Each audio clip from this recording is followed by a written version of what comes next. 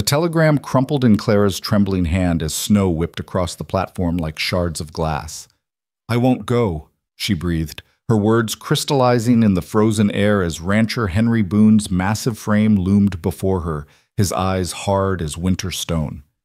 In that moment, on that desolate platform in Coldwater Station, Clara Vance chose poverty over possession, dignity over dollars, a choice that would send ripples through two sisters' lives and transform a frozen ranch into something neither could have imagined. Stay with me, dear friends, as I share this tale of courage, sacrifice, and unexpected love blooming in the harshest winter. Comment below which city you're watching from. I'd love to know how far this story has traveled. The train's whistle cut through the February darkness like a blade through silk, its mournful cry echoing across the frozen plains of Montana Territory. Steam billowed from the locomotive's belly, mixing with the swirling snow that had been falling for 3 days straight. Clara Vance pressed her face against the frost-covered window, watching as the landscape transformed from the familiar hills of Missouri to this alien wilderness of white. "Coldwater Station," the conductor bellowed, his voice barely audible above the screech of brakes. "All passengers for Coldwater Station." Clara's heart hammered against her ribs as she gathered her threadbare carpetbag, the weight of her decision pressing down upon her shoulders like the heavy woolen cloak she wore. 3 months of correspondence, 2 photographs exchanged, and a promise of security had brought her here. To marry a man she'd never met, in a land that seemed to exist at the very edge of the world. "You sure about this, miss?" The conductor, a kindly man with graying whiskers, touched her elbow gently as she moved toward the door. "Ain't nothing out here but cattle and cold. Once you step off, next train don't come through for a week." "I'm certain," Clara lied, forcing steel into her voice that she didn't feel in her bones. The truth was, she had no choice. Back home in Missouri, the farm was gone, taken by the bank after Papa died. Mama followed him 6 months later, some said from grief, though Clara knew it was more from the shame of having to beg relatives for bread. Her younger sister Ivy was staying with their aunt, a bitter woman who made it clear that charity had its limits. The platform materialized through the swirling snow, a rough-hewn structure that seemed to huddle against the storm like a wounded animal. A single lantern swung on a hook, casting wild shadows that danced like demons in the wind. And there, standing beneath it like a monument to everything Clara feared, was Henry Boone. Even from the train steps, she could see he was nothing like his photograph. The image he'd sent showed a younger man, perhaps taken 10 years ago, with a full head of hair and a trim figure. The reality was a man well past 50, his belly straining against an expensive wool coat, his face ruddy with cold, and what she suspected was whiskey. His eyes, small and calculating, swept over her like she was livestock at auction. "Miss Vance?" His voice boomed across the platform, deep and commanding. "I'm Henry Boone, your husband-to-be." Clara descended the steps on trembling legs, her boots sinking into the fresh snow. Up close, she could smell the tobacco on his breath, see the cruel set of his mouth beneath a mustache yellowed with age. When he reached for her carpetbag, she instinctively pulled back. "Now, now," he said, his laugh sharp as breaking ice. "No need for modesty. You'll be Mrs. Boone within the hour. Parson's waiting at my ranch. Best we get moving before this storm gets worse." "Within the hour?" Clara's voice came out as barely a whisper. "But I assumed we'd have time to become acquainted first." Henry's eyes narrowed, and for the first time Clara saw something dangerous flash across his features. "Acquainted? Girl, I paid good money for your passage. $200 plus the agency fee. You're here to be a wife, not a companion for tea parties. The ranch needs a woman's hand, and my bed's been cold too long." The crude words hit Clara like a physical blow. In all their letters, he'd been formal, proper even. He'd spoken of needing a helpmate, someone to bring grace to his household. Not once had he mentioned his bed or spoken to her like she was property to be purchased. "Mr. Boone," she began, struggling to keep her voice steady, "I believe there's been a misunderstanding. I came here expecting a courtship, however brief. A chance to—" "Courtship?" His laugh was harsh, bitter. "You're a mail-order bride, not some belle at a cotillion. You knew what this was when you answered my advertisement. Wealthy rancher seeks wife. Must be young, healthy, and willing to work. Remember writing back?" I am all these things and more, you said. The words stung because they were true. She had written that, desperate and grieving, seeing no other way forward. But she'd also believed the tenderness in his subsequent letters, the promises of respect and partnership. Yes, but your letters spoke of my letters said what needed saying to get you here. He grabbed her arm, his grip firm enough to hurt through the layers of her cloak. Now come. The wagon's this way, and we're wasting time. It was in that moment, with his fingers digging into her flesh and the snow stinging her face, that Clara found her courage. Perhaps it was the memory of her mother, dying with tears of shame on her cheeks. Perhaps it was the thought of Ivy, so young and full of hope despite their circumstances. Or perhaps it was simply the realization that there were things worse than poverty, and marriage to this man was one of them. No. The word hung in the air between them, small but immutable. Henry's grip tightened. What did you say? I said no. Clara wrenched her arm free, stumbling backward. I won't go with you. I won't marry you. His face darkened to the color of raw beef. You don't have a choice, girl. You signed a contract. You took my money for the passage. Then I'll work to repay it. Every cent, but I won't be bought like cattle. Work? He spat the word. Doing what? You think there's employment for ladies in Cold Water Station? This is a cattle town, girl. You'll either marry me or you'll starve, or worse, end up in the saloon with the other desperate women, if you take my meaning. Claire's cheeks burned with humiliation and rage.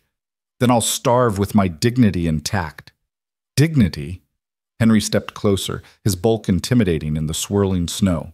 Dignity don't keep you warm at night. Dignity don't put food in your belly. You're being a fool, girl. Perhaps. But I'll be my own fool, not yours. The train whistle sounded again. A departure warning. Henry's eyes flicked to the locomotive, then back to Clara. That train's heading back east. You get on it, you're done. No second chances. I'll make sure every rancher in 3 territories knows you're a contract breaker. No decent man will have you. No decent man would speak to his intended bride as you have, Clara shot back, finding strength in her anger. For a long moment, they stood frozen in tableau, the wealthy rancher and the desperate girl locked in a battle of wills as the storm raged around them. Then Henry did something that chilled Clara more than the wind. He smiled. You'll be begging me to take you back within a week, he said softly. This town ain't kind to women alone. When you're hungry enough, cold enough, desperate enough, you'll come crawling to my ranch. And when you do, the terms will be different. Much different. He turned and strode toward a large covered wagon hitched to 2 draft horses, their breath steaming in the cold. He didn't look back, didn't offer another word. Within moments, the wagon disappeared into the wall of white, leaving Clara alone on the platform. The train whistle sounded once more. Final boarding. Clara could get back on, use what few coins she had left to make it perhaps halfway back to Missouri. But then what? Return to Aunt Martha's cold charity? Face Ivy's disappointed eyes? Miss? The conductor appeared at the train door. We're pulling out. You coming? Clara looked at the train, salvation and defeat all at once. Then she looked at the small building attached to the platform, the station house, with smoke rising from its chimney, promising at least temporary warmth. No, she said quietly. I'm staying. The conductor shook his head sadly, but said nothing more. The train pulled away with a great grinding of metal and hissing of steam, leaving Clara truly alone. She picked up her carpet bag and made her way to the station house door. Inside, she found a small waiting room with a pot-bellied stove glowing cherry red and a startled station agent, a thin man with spectacles who looked up from his telegraph key. Help you, miss? I need to send a telegram, Clara said, setting down her bag. To Missouri. As the station agent prepared his equipment, Clara composed the message in her mind. She would tell Ivy she was safe, that the marriage hadn't proceeded as planned. She wouldn't mention the fear now gnawing at her stomach, or the very real possibility that Henry Boone had been right, that she'd just chosen slow death over quick submission. What's your message, miss? The agent asked, pencil poised. Clara took a breath. Clara safe. Stop. Marriage canceled. Stop. We'll send word soon. Stop. Tell no one. Stop. The agent's fingers flew over the key, translating her words into dots and dashes that would race across the wires to Missouri. When he finished, he looked up at her with concern. You got somewhere to stay, miss? Storm's getting worse. Won't be safe to be out in it soon. I'll figure something out, Claire said, though she had no idea what that something might be. The agent hesitated, then leaned forward conspiratorially. Mrs. Holloway runs a boarding house 2 streets over. She might have a room, if you can pay. She also takes in washing, if you're looking for work. Just... He paused, choosing his words carefully. Don't mention Henry Boone. They have history, Clara nodded gratefully. Thank you, Mr. Patterson, Jim Patterson. He adjusted his spectacles nervously. Miss, if you don't mind me asking, you were supposed to marry Boone, weren't you? Whole town's been talking about it for weeks. The whole town? Not much happens in Coldwater Station. A rich rancher taking a mail-order bride is big news. He lowered his voice even further. You're not the first, you know. He's tried this twice before. Clara's blood chilled. What happened to the others? Patterson glanced toward the door as if Henry might materialize from the storm. First one ran off in the night after 3 months. Took a horse and was never seen again. Second one, well, she died. Pneumonia, Boone said, but she was healthy as an ox when she arrived. That was 2 years ago. Clara's hands trembled as she pulled her cloak tighter. Why didn't anyone write to warn me? Boone owns half this town, miss. The general store, the lumber mill, shares in the railroad company. People who cross him tend to find themselves on hard times. Patterson's face was grave. But Mrs. Holloway, she's one of the few who doesn't care. Her husband left her property free and clear before he died. She can't be bought or bullied. Clara felt a spark of hope. Then I'll go to her. She paid for the telegram with some of her precious remaining coins and prepared to face the storm again. Patterson stood as she reached the door. Miss Vance? You did the right thing. Whatever happens, you did the right thing. Outside, the wind had picked up, driving snow horizontal across the street. Claire could barely see 3 feet ahead, but she followed Patterson's directions. 2 streets over, yellow house with green shutters, lamp always burning in the front window. The town of Coldwater Station revealed itself in glimpses through the storm. False-fronted buildings lined the main street. A general store, Boone's, she remembered. A saloon with piano music spilling out despite the early hour. A bank, a church with a modest steeple. It was bigger than she'd expected, but still felt fragile against the vastness of the landscape, like a child's toys arranged on a white blanket. She found the boarding house by its lamp, a beacon in the white chaos. It was indeed yellow, though the paint was peeling, and the green shutters were faded to the color of sage. Clara knocked, her frozen knuckles barely making a sound against the solid door. It opened to reveal a woman in her 60s, tall and straight-backed, with silver hair pulled into a severe bun and sharp blue eyes that seemed to take in everything at once. "You're the Vance girl," she said. It wasn't a question. "How did you—" "Telegraph office is 2 doors down from my friend's millinery shop. Word travels fast in a small town, especially when it concerns Henry Boone getting his comeuppance." She stepped aside. "Come in before you freeze to death. That would only give him satisfaction." The interior of the boarding house was worn but clean, smelling of beeswax and bread. Clara followed Mrs. Holloway into a parlor where a fire crackled cheerfully. "Sit," Mrs. Holloway commanded, pointing to a chair near the fire. "You're half frozen." "Tea?" I don't have much money, Mrs. Holloway. I need to know your rates before I—" "First month's free if you'll help with the washing and cleaning," the older woman interrupted. "After that, we'll see. I've got 3 other boarders, all men who work at the mine. They pay well and don't cause trouble, but they generate a mountain of laundry." Clara blinked back tears of relief. "You don't even know me." "Why would you—" "Because I know Henry Boone." Mrs. Holloway's face hardened. 20 years ago, he tried to buy my husband's land for a fraction of its worth. When George refused, Boone made our lives miserable, spread rumors, had our credit cut off at the general store, tried to get the bank to call in our loan early. She poured tea from a china pot, the delicate flowers on its surface at odds with her rough hands. George fought him every step and won, Died of a heart attack 2 years later, probably from the stress of it all. I'm sorry, Clara said softly. Don't be sorry. Be smart. Henry Boone doesn't forget slights, real or imagined. You embarrassed him today. He'll make you pay for it if he can. Clara wrapped her fingers around the warm teacup, letting its heat seep into her bones. The station agent said there were others. Other brides. Mrs. Holloway nodded grimly. Sarah Cartwright was the first. Pretty little thing from Pennsylvania. Lasted 3 months before she couldn't take it anymore. Boone had her working like a slave, treating her rough. She ran off in the middle of the night. Some say she made it to California. Others think she died in the mountains. Boone put out word she was a thief, stole money from him. And the second? Mary Bishop. Mrs. Holloway's voice dropped. She was stronger than Sarah thought she could change him. She lasted 8 months. Then she took sick. Boone wouldn't let anyone visit, said she was contagious. She died alone in that big house of his. Doctor signed the death certificate, but he's another one in Boone's pocket. Clara shivered despite the fire's warmth.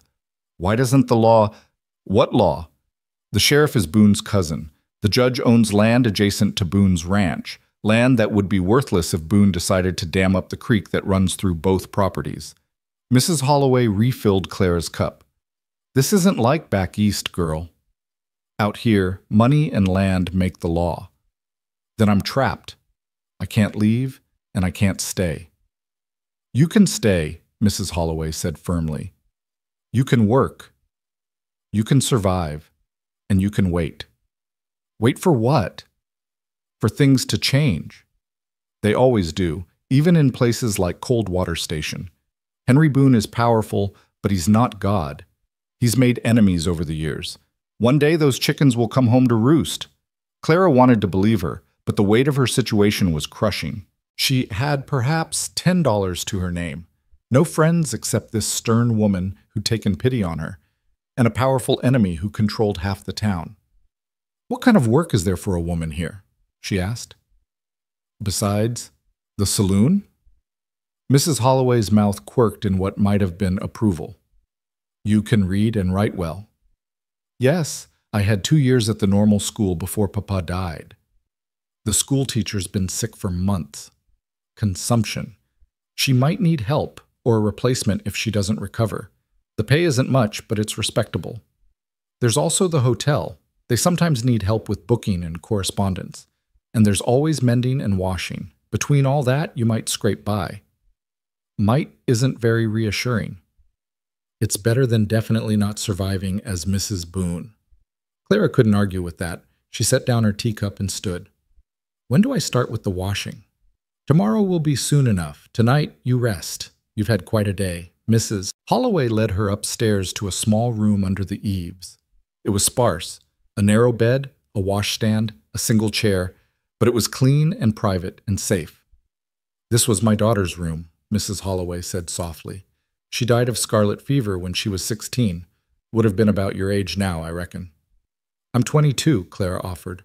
Old for a first marriage out here. Most girls are wed by 18. I was engaged back in Missouri, but he died in the war.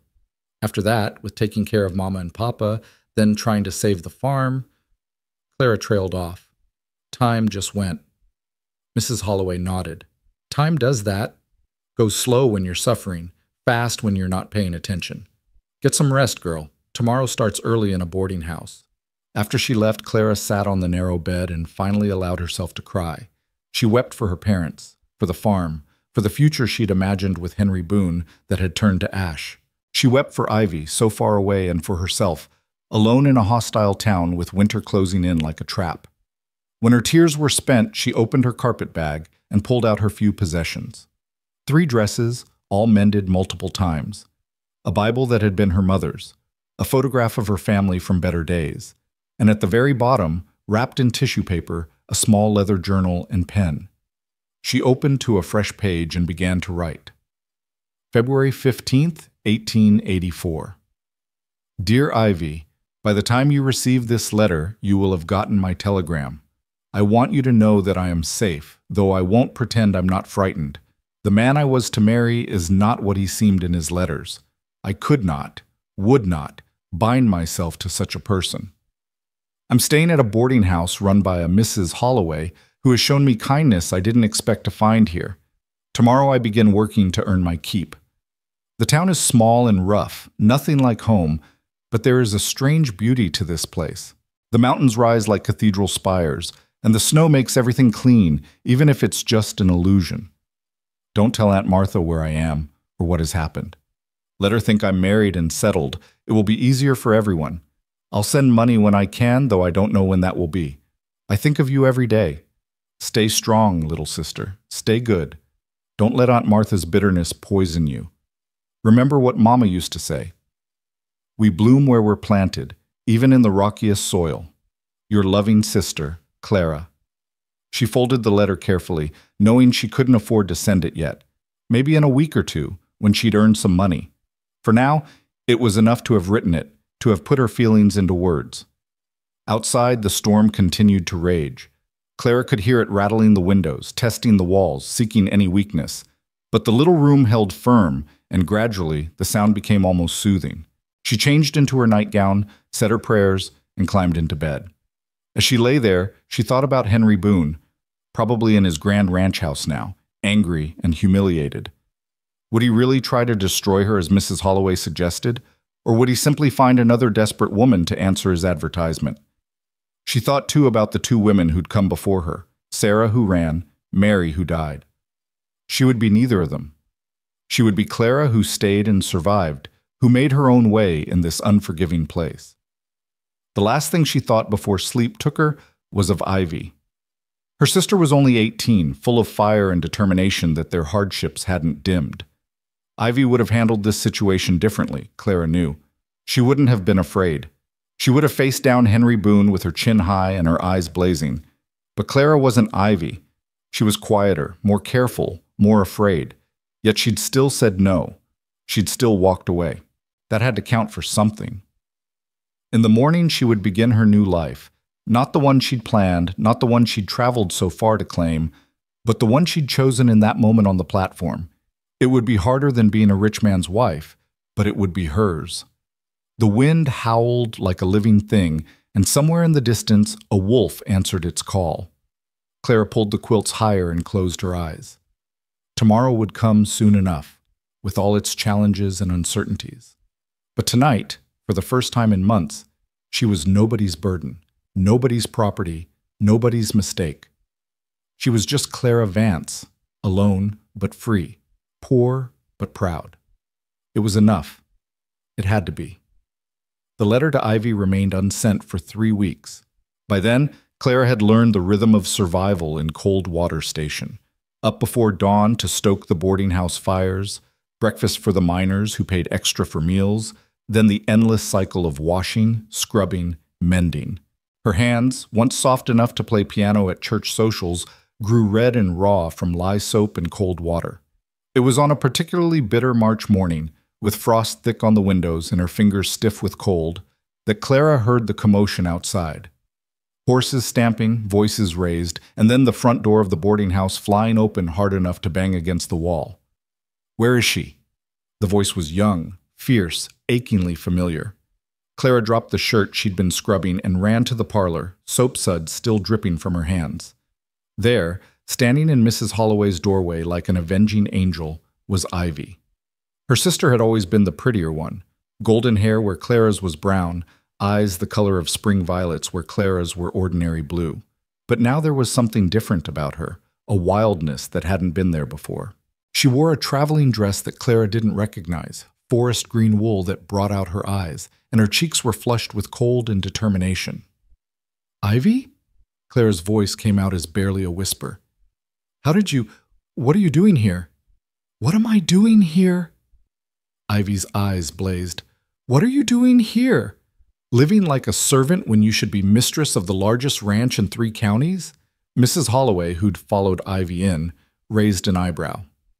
"I'll leave you sisters to talk, but keep your voices down.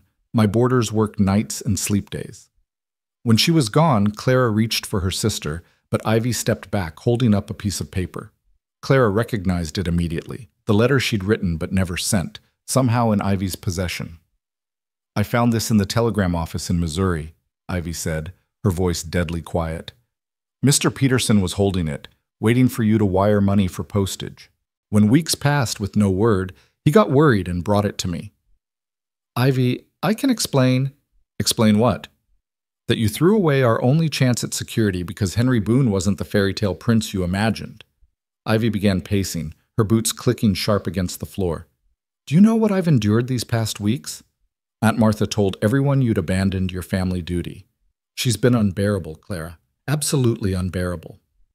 I'm sorry, but you don't understand what he was like. I understand perfectly. Ivy pulled another paper from her bag, a telegram. I've been corresponding with Mr. Boone. He told me everything. How you embarrassed him at the station, broke a legal contract, damaged his reputation. Clara's stomach dropped. You've been writing to him? Someone had to clean up your mess, and Ivy's chin lifted defiantly. He's willing to overlook your behavior. The offer still stands. No. Clara grabbed her sister's hands, noting with shock how soft they still were compared to her own. Ivy, you can't. He's cruel, controlling. The other women he married, one fled in terror, the other died under mysterious circumstances. Town gossip, Ivy said dismissively. Mr. Boone explained everything in his letters. The first wife was unstable, given to hysteria. She ran off with a traveling salesman. The second died of pneumonia, despite his best efforts to save her.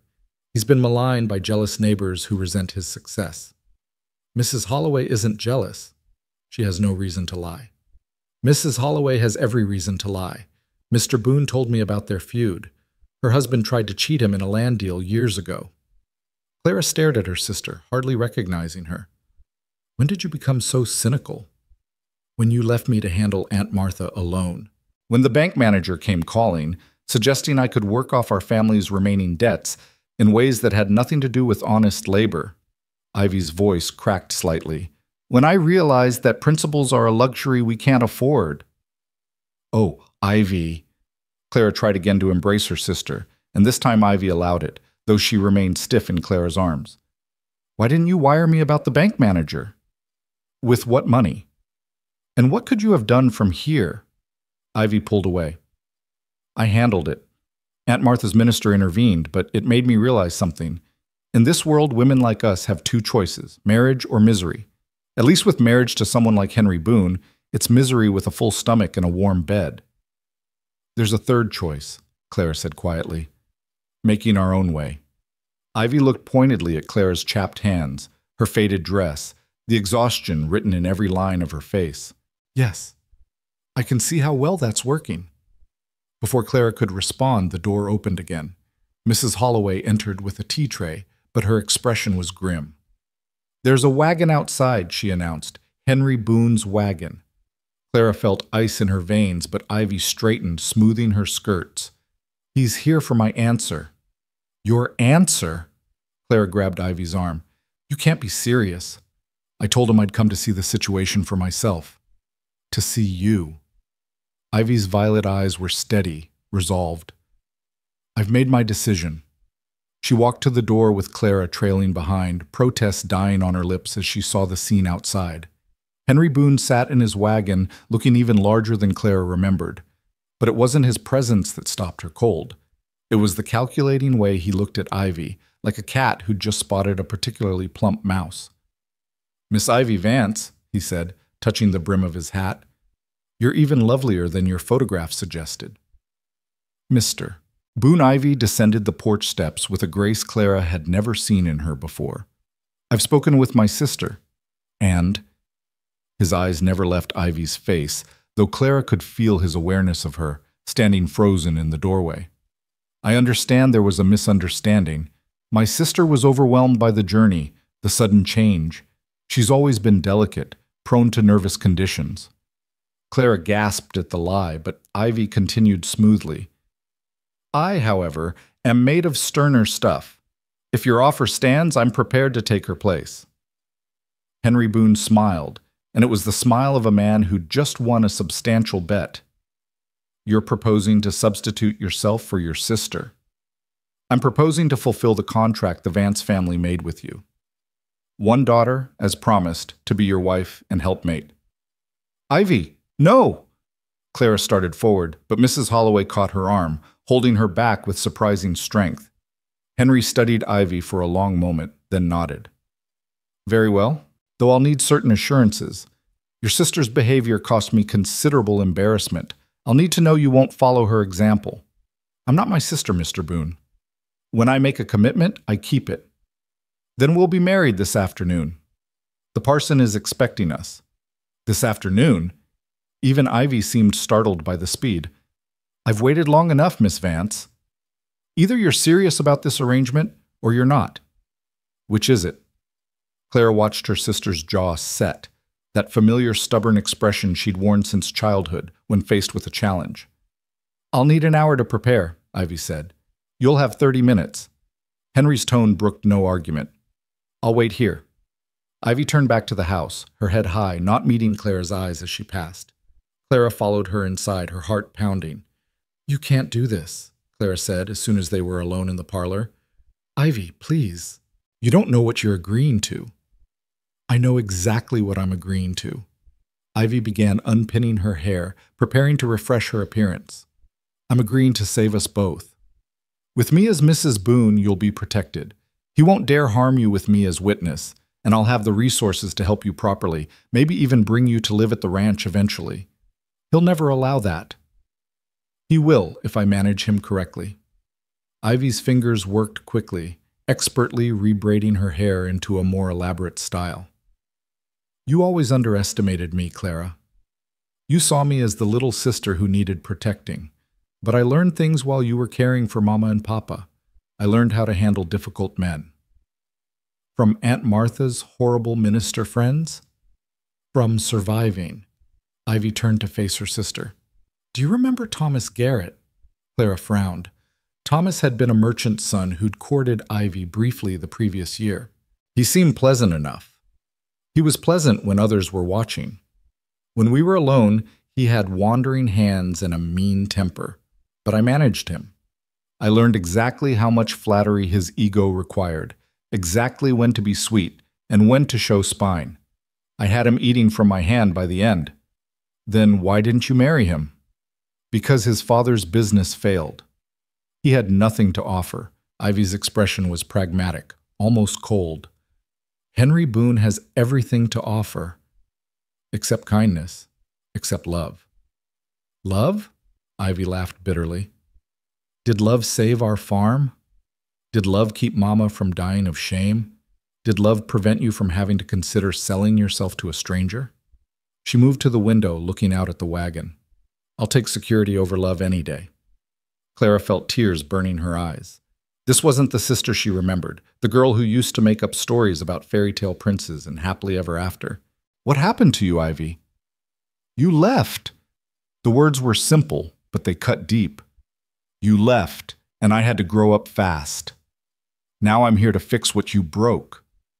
I didn't break anything. I saved myself from a terrible fate, and condemned us both to poverty in the process. Ivy pulled on her gloves with sharp, decisive movements. Well, I won't be poor, Clara. I won't die washing other people's clothes or teaching other people's children for pennies. I'll be Mrs. Henry Boone with the finest house in the county and the power that comes with it. Power? You'll be his property. Every wife is her husband's property. At least I'll be expensive property, well-maintained and protected. Clara made one last desperate attempt.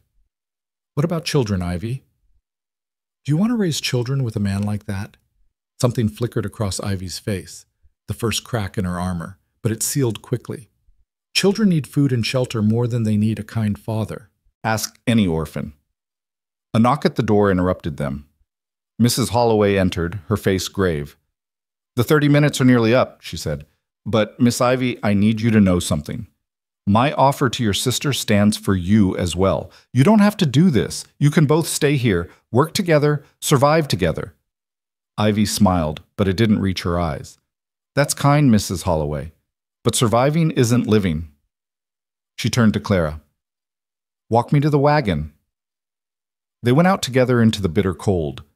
Henry Boone watched their approach with satisfaction, already confident of his victory. Mr. Boone, Ivy said as they reached the wagon. Before I come with you, I have terms. His eyebrows rose. Terms? Yes. First, my sister is to be left in peace. No harassment, no revenge for her rejection of you. She's to be as invisible to you as if she never existed. Henry's jaw tightened. And second, I want a proper wedding. Not rushed, not hidden.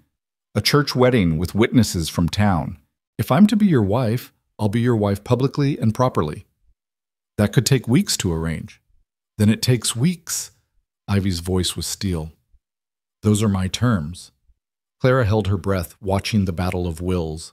Henry Boone wasn't used to being challenged, especially not by a slip of a girl barely out of her teens. But Ivy stood her ground, her violet eyes never wavering. Finally, he nodded. Very well. A public wedding in 2 weeks' time. You'll stay at the hotel until then. I'll arrange a suite. It wouldn't be proper for my fiancé to remain in a boarding house. I'll stay with my sister, Ivy countered. It's perfectly proper for sisters to room together before a wedding. Another long stare, another capitulation. Clara began to see what Ivy had meant about managing difficult men. Fine. But I'll expect you to dine with me daily, so we can become better acquainted. Lunch only, Ivy said, in public places. My reputation must be above reproach. Henry's smile was razor sharp. You're not as naive as your sister. No, Ivy agreed. I'm not. He helped her into the wagon with exaggerated courtesy. I'll send word about tomorrow's lunch. The hotel dining room, shall we say noon? That would be acceptable. As the wagon pulled away, Ivy looked back once at Clara, and in that glance was a world of communication, triumph and sorrow, determination and fear, love and resentment all mingled together. Clara stood in the snow long after the wagon disappeared, until Mrs. Holloway gently led her inside. Your sister's got spine, the older woman said. More than I expected. She's going to get herself killed. Maybe. Or maybe she'll be the one to finally put Henry Boone in his place. Mrs. Holloway poured them both tea with a heavy splash of whiskey. Either way, she's made her choice. Just like you made yours. The 2 weeks that followed were the strangest of Clara's life. Ivy took a room at the boarding house as promised, but she might as well have been staying on the moon for all the distance between them. Every morning, she dressed in her finest clothes Clara didn't recognize, purchased with money from some source Ivy wouldn't discuss. Every noon, she went to meet Henry Boone for lunch. Every evening, she returned with reports of their conversation. He's not as crude as you painted him, she said after the third lunch. He can be quite charming when he chooses. A snake can be charming too, right before it strikes. Perhaps. But I'm learning his patterns. He's vain about his success, insecure about his age, desperate for respect from the Eastern establishment that still sees him as a frontier upstart. And you're using this against him? I'm using it to understand him. Ivy removed her hat, a new creation with peacock feathers that must have cost a fortune. Did you know he grew up in poverty? His father was a failed prospector who drank himself to death. Henry built his empire from nothing. That doesn't excuse his cruelty. No, but it explains his hunger. He doesn't just want a wife. He wants proof that he's arrived. A young, beautiful, cultured wife who can host dinner parties and impress his business associates. And you're willing to be that trophy? Ivy's smile was bitter. Better a trophy than a washwoman. As the wedding approached, the town began to buzz with gossip. Some said Ivy was a gold digger who'd thrown over her sister for a richer prize. Others said she was a saint, sacrificing herself to save Clara from ruin. The truth, Clara knew, was somewhere in between. The night before the wedding, Ivy came to Clara's room. For once, she looked her age, young, frightened, seeking comfort. I need you to understand, she said, sitting on Clara's narrow bed. I'm not doing this to hurt you. I know. I'm doing it because someone has to be practical. Someone has to think about the future. Ivy, Clara took her sister's hands, noting how they trembled slightly. It's not too late. We can leave tonight, both of us. Take the midnight train and never look back. With what money? To go where? Ivy shook her head. No, Clara. This is the only way. Then let me give you some advice, Clara said, squeezing her sister's hands tighter. Don't trust him. Ever. Keep your own counsel, hide money when you can, and always have an escape plan. You really think he's that dangerous? I think he's a man who's used to getting what he wants, and you're about to become something he owns. That makes him very dangerous indeed. Ivy was quiet for a long moment, then said, Do you remember the story Mama used to tell us? About the clever princess who married the cruel king? She outwitted him at every turn until he fell genuinely in love with her. That's what I'm going to do, Clara. I'm going to make Henry Boone fall in love with me. And once he does, I'll have all the power. Clara wanted to tell her that real life wasn't a fairy tale, that cruel men didn't transform into princes. But looking at her sister's determined face, she couldn't bring herself to destroy that last piece of hope. The wedding day dawned bright and bitter cold. The entire town turned out, as much for the spectacle as for any celebration. Clara stood as her sister's witness, wearing a borrowed dress from Mrs. Holloway that was still nicer than anything she owned. Ivy looked beautiful in a cream-colored gown that Henry had ordered from Denver. She walked down the aisle with her head high, her face serene, but Clara saw the white knuckles where she gripped her bouquet, the slight tremor in her voice as she said her vows. Henry Boone looked triumphant. He'd gotten his bride after all, and a younger, prettier one than he'd first bargained for. His smile as he placed the ring on Ivy's finger was possessive, predatory. You may kiss your bride, the parson said, and Clara had to look away as Henry claimed Ivy's mouth with far more enthusiasm than was proper for a church ceremony. The reception was held at the hotel, a lavish affair that must have cost a fortune. Henry showed off his new bride like a prize horse, introducing her to business associates and local dignitaries. Ivy played her part perfectly, charming and gracious, every inch the cultured Eastern bride Henry had wanted. But Clara saw the moments when the mask slipped, a flinch when Henry's hand tightened possessively on her waist, a flash of panic when he announced they'd be leaving early for the ranch. Take care of yourself, Ivy whispered when they embraced goodbye. Don't waste your concern on me. I know what I'm doing. Then she was gone, swept away in Henry's grand carriage toward the ranch that sprawled across thousands of acres of prime grazing land. Clara stood on the hotel steps watching until they disappeared, feeling like she'd just watched her sister walk into a beautifully decorated prison. Mrs. Holloway appeared at her elbow. Come on, girl. There's washing to be done. Life doesn't stop for weddings or worry. But that night, Clara couldn't sleep. She stood at her window watching the snowfall, wondering what was happening at the Boone Ranch. Was Ivy managing her new husband as skillfully as she'd claimed she could? Or was she discovering that some men couldn't be managed at all? The first letter came a week later, delivered by one of Henry's ranch hands. Dear Clara, it read in Ivy's careful script, I am well settled at the ranch. It is even grander than I imagined. 15 rooms, imported furniture, a piano from Boston. Henry has given me free rein to redecorate as I see fit. He seems pleased with our arrangement. Please do not worry about me. Your loving sister, Mrs. Henry Boone. The formal signature chilled Clara more than anything else in the letter. But what could she do? Ivy had made her choice. Life settled into a new routine. Clara continued her work at the boarding house, and gradually, other opportunities arose. The school teacher, Miss Patterson, did indeed need help, and Clara began spending afternoons tutoring struggling students. The pay was minimal, but it was work that fed her soul in a way washing never could. 3 weeks after the wedding, Clara was at the general store when she overheard 2 ranch hands talking. Mrs. Boone's already changing things out there, one said. Got the boss to give us Sundays off, first time in 5 years. She's a clever one, the other agreed. Pretty as a picture, but sharp as a tack. Did you see how she handled that business with the feed supplier? Had him eating out of her hand. Clara felt a spark of hope. Maybe Ivy really could manage this impossible situation. But then came the second letter, a month after the wedding. Clara, I need you to know I'm fine. Henry is particular about certain things, but I'm learning to navigate his moods.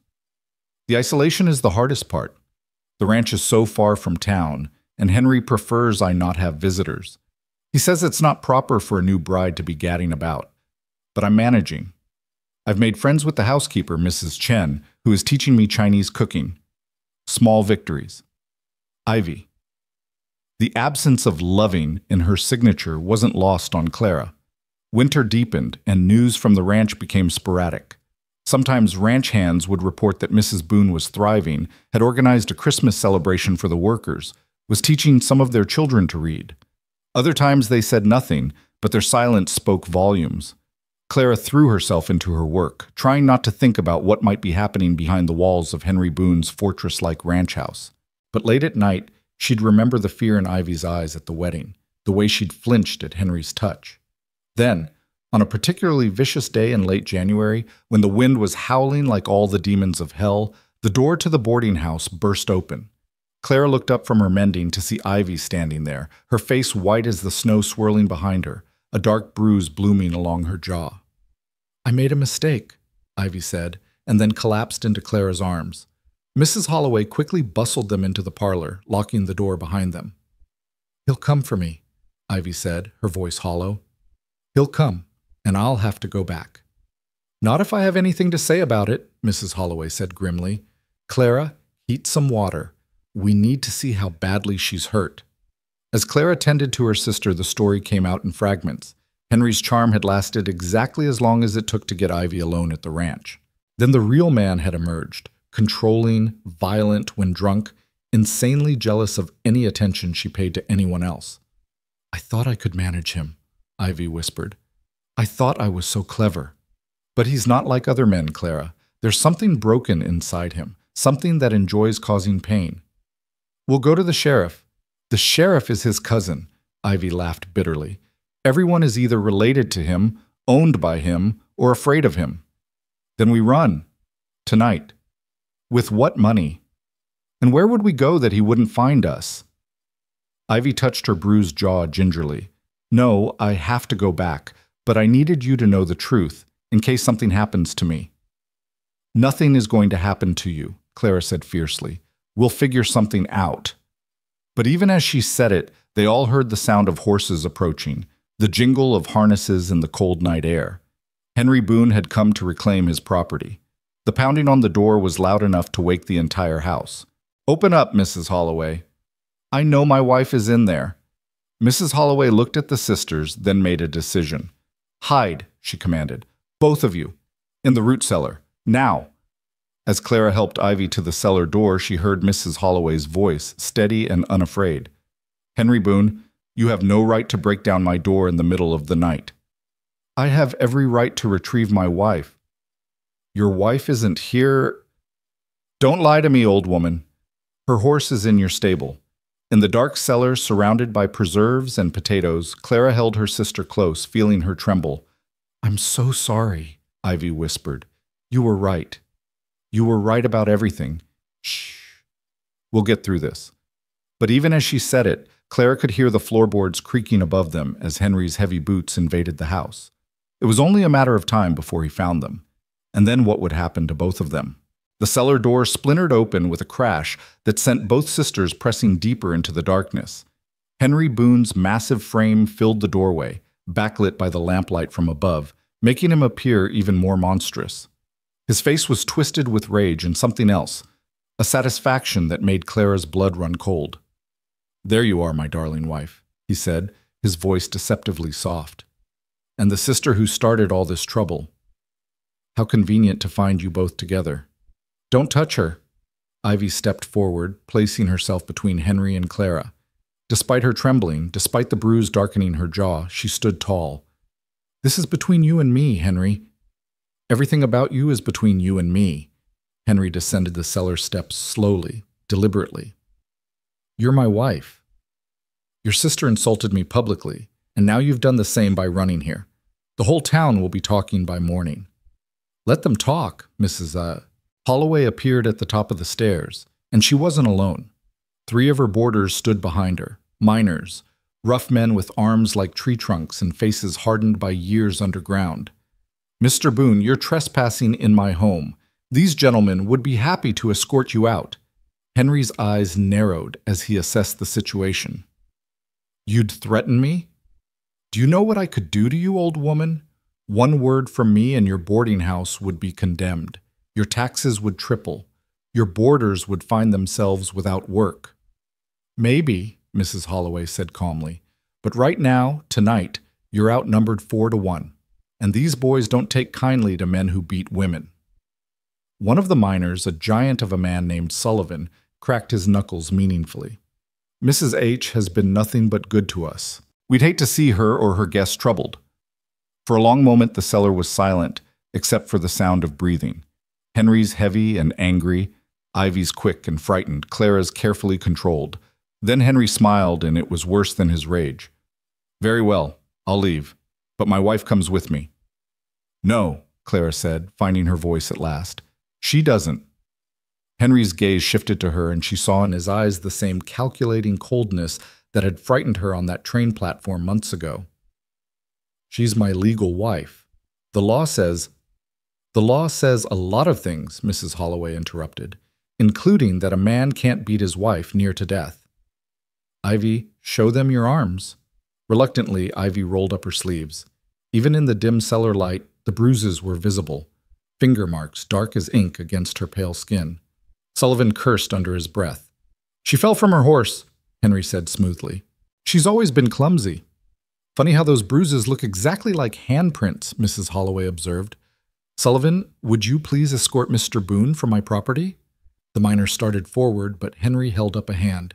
"No need. I'll go, but this isn't over." He looked at Ivy with an expression that promised retribution.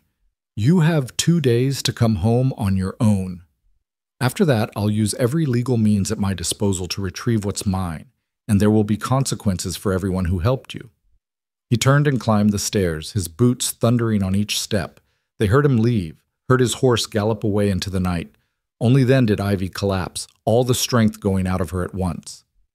"We need to get you cleaned up properly," Mrs. Holloway said briskly, but Clara could see the worry in her eyes. "Sullivan, would you and the boys mind keeping watch tonight? I'll reduce next month's rent." "No need for that, ma'am," Sullivan said gruffly. "We'll watch for free. Can't abide a man who hits women." As Clara helped Ivy upstairs, she noticed her sister was carrying something, a small leather satchel clutched against her chest. "What's that?" Clara asked once they were alone in her room. Ivy opened the satchel with shaking hands. Inside were documents, the deed to a piece of property, bank statements, and most surprisingly, a life insurance policy with Ivy listed as beneficiary. "Where did you get these?" "Henry's safe. He was drunk last night, forgot to lock it properly." Ivy's laugh was hollow. "I wasn't planning to run, not at first. But when I saw these, Clara, he had life insurance policies on both his previous wives, too. They were worth a fortune." Clara's blood chilled. "You think he—" "I think Mary Bishop's death wasn't pneumonia." Ivy touched her bruised jaw. "And I think I was next." "Maybe not right away. He's been enjoying his new toy too much. But eventually, once he got bored or angry enough. We have to take this to someone. The federal marshal, maybe. Someone not in Henry's pocket." "With what proof?" "These documents don't prove murder, just that he's a man who plans ahead." Ivy sank onto the bed. "Besides, he's right. Legally, I'm his property. He can force me to return." "Not if you're dead." Both sisters turned to stare at Mrs. Holloway, who stood in the doorway with a tea tray. "I beg your pardon?" Ivy said.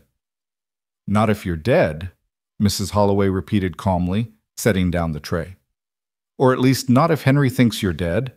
Clara began to understand. "You're suggesting we fake Ivy's death?" "I'm suggesting that sometimes a desperate situation calls for a desperate solution." Mrs. Holloway poured tea as if they were discussing the weather.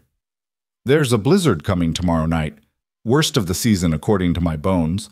A young woman, distraught and injured, fleeing her abusive husband, could easily get lost in such a storm. Tragic, really." "But where would I really go?" Ivy asked. "I have a cousin in California. She runs a hotel in San Francisco, always looking for educated young women to help manage the place. You'd be safe there, far from Henry's reach." "I can't just disappear." "What about Clara?" "Clara would mourn her sister publicly and convincingly," Mrs. Holloway said, looking at Clara meaningfully. "The whole town knows you two were close.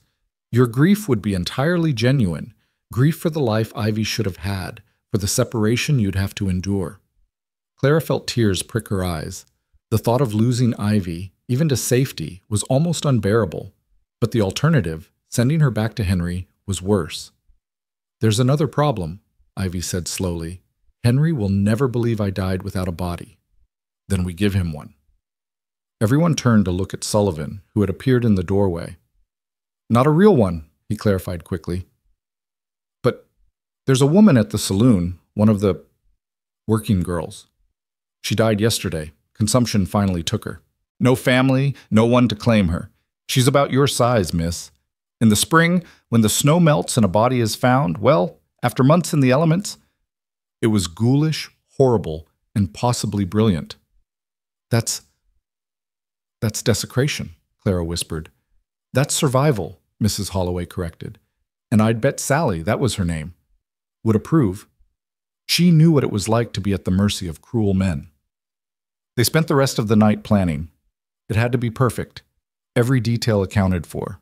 Ivy would leave obvious signs of flight, footprints leading into the storm, a torn piece of her dress caught on a fence post, her wedding ring abandoned in the snow. Meanwhile, she'd actually be hidden in a secret room in Mrs. Holloway's cellar, waiting for the search to die down before making her escape to California. The next day, Henry returned as promised, this time with the sheriff. "Mrs. Boone needs to come home," the sheriff said, though he looked uncomfortable. "It's the law." "I'll come," Ivy said, appearing in the doorway. She looked fragile, defeated. "Just let me pack my things." Henry's triumph was nauseating to witness. "You see? My wife knows her duty." As Ivy went upstairs, ostensibly to pack, Clara played her part.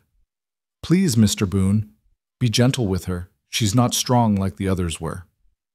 "The others?" The sheriff looked confused. "His previous wives," Clara said innocently. "Surely you remember them, Sheriff." Henry's face darkened. "Get your things," he barked at Ivy when she returned with a small bag. "We're leaving." But as they reached the door, Ivy suddenly broke free and ran. It was so unexpected that for a moment everyone stood frozen. Then Henry roared and gave chase, the sheriff behind him. Clara watched from the window as her sister ran toward the stables, Henry gaining on her with every step. But instead of trying to mount a horse, Ivy veered toward the back gate, the one that led to the open plains where the blizzard was already beginning to swirl. "Stop her!" Henry shouted, but the snow was thickening, visibility dropping. They searched for hours. Half the town joined in, lanterns bobbing like fireflies in the white darkness.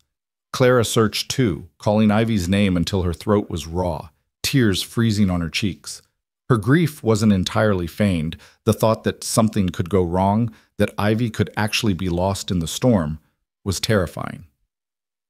It was Sullivan who found the first clue, Ivy's shawl caught on a barbed wire fence a mile from town. "She went into the Badlands," he announced grimly, "in this storm, without proper clothing." The search continued for 3 days. On the 4th day, with the storm finally spent, Henry called it off. "She's dead," he said flatly, standing in Mrs. Holloway's parlor where Clara sat wrapped in blankets, playing the grieving sister to perfection. "Stupid girl. She killed herself rather than honor her marriage vows. Or she fled a man who beat her," Mrs. Holloway said sharply. Henry's face contorted with rage, but before he could respond, the sheriff intervened. "That's enough. It's a tragedy all around. Mrs. Boone is missing, presumed dead. I'll file the report." Henry left without another word, but the look he gave Clara promised this wasn't over. For 2 weeks, Ivy remained hidden in the cellar room, a space that had once been used for hiding runaway slaves during the Underground Railroad days. Clara brought her food and books, and they spent stolen hours together, knowing each moment might be their last. "I'll send word when I'm settled," Ivy promised. "Maybe you can join me in California." "Maybe," Clara said, though they both knew it was unlikely. Clara had responsibilities here now. Her students, Mrs. Holloway, who'd risked so much for them. The night of Ivy's escape was moonless and cold. Sullivan had arranged everything. A wagon hidden outside town, a driver who asked no questions, papers identifying Ivy as Margaret Smith, a widow heading west for her health. The sisters embraced one last time in the dark. "Live well," Clara whispered. Be happy. Be careful, Ivy replied. Henry won't forget this. He'll blame you. Then she was gone, swallowed by the darkness, and Clara was truly alone. The body was discovered during the spring thaw, exactly where Sullivan had placed it months earlier. By then, decomposition and animal activity had made identification impossible, but the dress, Ivy's dress, was unmistakable. Henry claimed the body for burial, playing the grieving widower with surprising conviction. At the funeral, he even managed tears, though Clara suspected they were tears of rage rather than sorrow. Such a tragedy, people whispered. So young, so beautiful. Clara stood at the graveside, her grief genuine if misdirected. She wasn't mourning the stranger in the coffin, but the sister she'd lost to distance and necessity. After the funeral, Henry approached her. She's gone because of you, he said quietly, his voice venomous. You filled her head with fear and lies. She's gone because of you, Clara replied steadily. Because you're a monster who destroys everything he touches. His hand twitched as if he wanted to strike her, but they were surrounded by townspeople. Instead, he leaned close, his breath hot on her ear. You'll pay for this. Maybe not today, maybe not tomorrow, but someday, when you least expect it, you'll pay. Clara didn't flinch. I'm not afraid of you. You should be. But as he walked away, Clara realized she wasn't afraid. She was angry. Angry at the system that made women property, angry at the men who exploited that system, angry at the world that had forced her and Ivy to such desperate measures. Spring turned to summer and slowly, life in Coldwater Station returned to normal. Clara continued teaching, continued working at the boarding house. She received one letter, posted from Denver, that said simply, MS is well. The hotel is lovely. The ocean is more beautiful than we imagined. She burned it immediately, but held the warmth of it in her heart. Then, in late July, Henry Boone returned from a business trip with a new wife, a young woman from Chicago who looked disturbingly like Ivy. Her name was Catherine, and she had the same violet eyes, the same golden hair. It's sick, Mrs. Holloway muttered. He's trying to replace her. Clara watched from a distance as Henry paraded his new bride around town. Catherine seemed happy at first, laughing at Henry's jokes, clinging to his arm. But within a month, Clara noticed the familiar signs, the flinching at sudden movements, the careful way Catherine held herself, as if trying to take up less space. We have to warn her, Clara said. Warn her of what? Mrs. Holloway asked bitterly. That her legal husband is a brute? She'd have to have grounds for divorce, and even then, she'd be ruined. No, the best we can do is be ready to help when she needs it. The moment came sooner than expected. 6 weeks after the wedding, Catherine appeared at the boarding house in the middle of the night, blood streaming from a gash on her forehead. Please, she gasped. Please help me. He's mad. He keeps calling me Ivy, saying I'm not doing it right, that she did it better. Clara's heart broke for this stranger who'd walked into Ivy's nightmare. Did he do this to the other one too? Catherine asked as Clara cleaned her wound. To Ivy. Yes. Everyone in Chicago said she died trying to escape him, but the marriage broker said that was just gossip, that she'd died of pneumonia. Catherine laughed bitterly. I should have listened to the gossip. What will you do now? Catherine's jaw set in a way that reminded Clara painfully of Ivy. I'm going to survive, and then I'm going to destroy him. That's dangerous talk. Maybe. But I didn't come here empty-handed. My father is a judge in Chicago. My brothers are lawyers. I have resources the others didn't. She winced as Clara applied iodine to her wound. Henry Boone thinks he married another desperate girl with no options. He's wrong. Over the following weeks, Catherine proved she was serious. She documented every bruise, every threat. She wrote letters to her family that Sullivan secretly posted for her.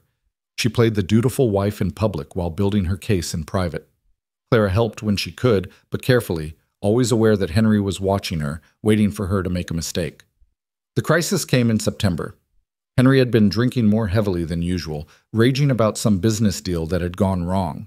Catherine later told Clara that he'd blamed Ivy for it, said her death had cursed him, that nothing had gone right since she died. He's losing his mind, Catherine said. He talks to her sometimes, to Ivy. Argues with empty rooms, begs her to come back.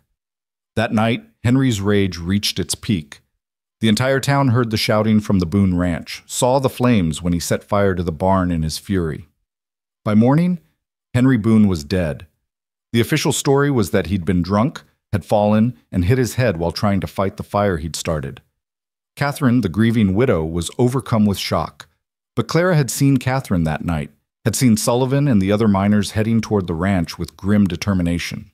She'd seen Mrs. Holloway burning something in her stove the next morning, something that looked suspiciously like blood-stained clothing. She asked no questions. Some truths were better left unspoken. At Henry's funeral, Catherine played her part perfectly. The tragic young widow, twice bereaved. Her family arrived from Chicago, respectable people who whisked her away as soon as propriety allowed. Before she left, Catherine came to say goodbye to Clara. "I know about Ivy," she said quietly. "Not the details, but I know she survived." Henry let something slip once, when he was very drunk. He said he knew she was alive somewhere, that he could feel it. Clara kept her expression neutral. "Henry said many things when he was drunk." Catherine smiled slightly. "Yes, he did." "Well, wherever she is, tell her. Tell her she's free now, really free." After Catherine left, Clara stood in the empty boarding house parlor, thinking about freedom and its price. 3 women had married Henry Boone. 1 had run and hidden. 1 had escaped into death, real or imagined. 1 had possibly committed murder. Which one was free? A month later, Clara received another letter from California. This one was longer, full of descriptions of the hotel, the ocean, the possibility of a teaching position at a nearby school. "Come west," it said. "Start fresh. Be free."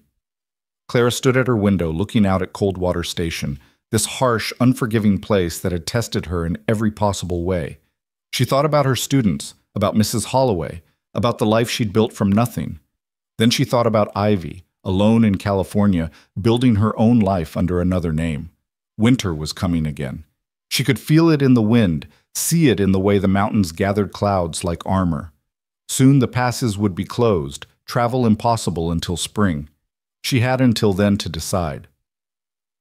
Mrs. Holloway found her there, still holding the letter. "You're thinking of leaving," the older woman said. It wasn't a question. "She needs me." "No," Mrs. Holloway said gently. "She wants you. There's a difference. The question is, what do you need?" Clara didn't have an answer. Not yet. That night she dreamed of trains and snowstorms, of sisters separated by necessity and united by love.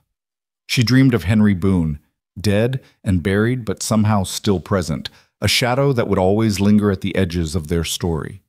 When she woke, the first snow of the season was falling, soft and silent, covering the world in white. A fresh start, she thought, or a burial shroud. Perhaps both. She rose and went to her small desk, pulling out paper and pen. She had letters to write, 1 to California, 1 to Chicago, and 1 to herself, to be opened in spring when the world thawed and decisions could no longer be delayed. The story of the Vance sisters and Henry Boone was ending, but Clara's story, her own story, separate from her sisters, separate from the man who'd tried to own them both, was just beginning. She dipped her pen in ink and began to write. The ink had barely dried on Clara's letters when the knock came at her door. It was past midnight, the boarding house silent except for the wind rattling the windows. Clara opened the door to find a stranger, a woman bundled in expensive furs, her face hidden by a heavy veil. "Miss Vance? Miss Clara Vance?" The voice was cultured, Eastern, tinged with something that might have been desperation. "Yes? My name is Eleanor Whitfield. I was Henry Boone's business partner from Boston. I need to speak with you about your sister." Clara's blood froze. "My sister is dead." "We both know that's not true." Eleanor pushed past Clara into the room, pulling off her veil to reveal a handsome woman in her 40s with shrewd gray eyes. "I've spent considerable time and money tracking the truth. Ivy is alive, and I need to find her." "I don't know what you're talking about." "Please." Eleanor held up a gloved hand. I'm not here to cause trouble. Quite the opposite. I'm here because Henry Boone owed me $60,000, and the only way to collect it is through his legal widow, his living widow. Clara sank into a chair, her mind racing. Catherine inherited everything. Catherine inherited what Henry wanted people to know about. But there was more, much more. Hidden accounts, silent partnerships, debts, and credits that never appeared on any official ledger. Eleanor pulled documents from her satchel. Henry was paranoid about his first wife's family trying to claim his estate, so he put nearly a third of his assets in Ivy's name. Life insurance policies, yes, but also land deeds, mining claims, railway stocks. But if Ivy is legally dead, that's just it. She's not legally dead. Henry never filed the official paperwork. Oh, there was a funeral, a grave, but legally? The death certificate was never properly submitted to the territorial registry. I suspect Henry knew she was alive and kept the option open to declare her either dead or missing depending on what suited his purposes. Clara tried to process this information. Why would you tell me this? What do you want? Eleanor's expression was frank. I want my $60,000. Henry borrowed it to finance a cattle drive that failed. He promised to repay me from the spring profits, but then he died. Catherine's lawyers are contesting all debts that aren't properly documented, and mine wasn't. Henry insisted on keeping it off the books. So you need Ivy to claim her inheritance and pay you. I need Ivy to claim what's rightfully hers, which happens to be worth nearly $200,000. I'm only asking for what I'm owed. She can keep the rest. $200,000. It was an unimaginable sum, enough to buy freedom 1,000 times over. Even if I knew where she was, Clara said carefully, why would she trust you? Why would she risk exposing herself? Eleanor smiled grimly. Because I have something she needs. Legitimacy. I have documents that prove Henry was planning to have her declared insane and committed to an asylum. I have witnesses who will testify to his abuse. I have enough evidence to not only clear her name, but to destroy any claim Catherine's family might make to the estate. Before Clara could respond, footsteps thundered up the stairs. Mrs. Holloway burst in, her face white with fear. There's trouble at the ranch, she gasped. Catherine's back. What? But she left with her family. She came back tonight with a team of lawyers and federal marshals. They're seizing everything, claiming Henry was involved in illegal cattle rustling across territorial lines. They're also saying there are irregularities with Ivy's death certificate, that it needs to be investigated. Eleanor stood quickly. They know. Somehow, they know she's alive. We need to warn her, Clara said, already reaching for her coat. Warn who? Mrs. Holloway asked sharply. Your dead sister? Eleanor looked between them. She doesn't know? I know enough, Mrs. Holloway said. I know that sometimes the dead need to stay dead for everyone's safety. Not anymore, Eleanor said urgently. If Catherine's people are investigating, they'll uncover the truth eventually. Ivy's only chance is to come forward first, on her own terms. Clara made a decision that would change everything. She's in San Francisco, at the Fairmont Hotel, working under the name Margaret Smith. Clara! Mrs. Holloway gasped.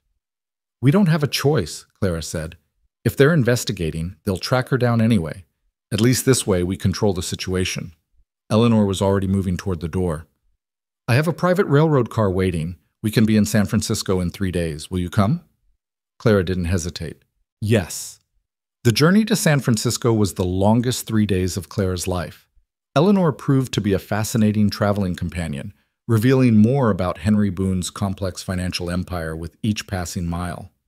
He wasn't just a rancher, Eleanor explained as the train climbed through the Sierra Nevada.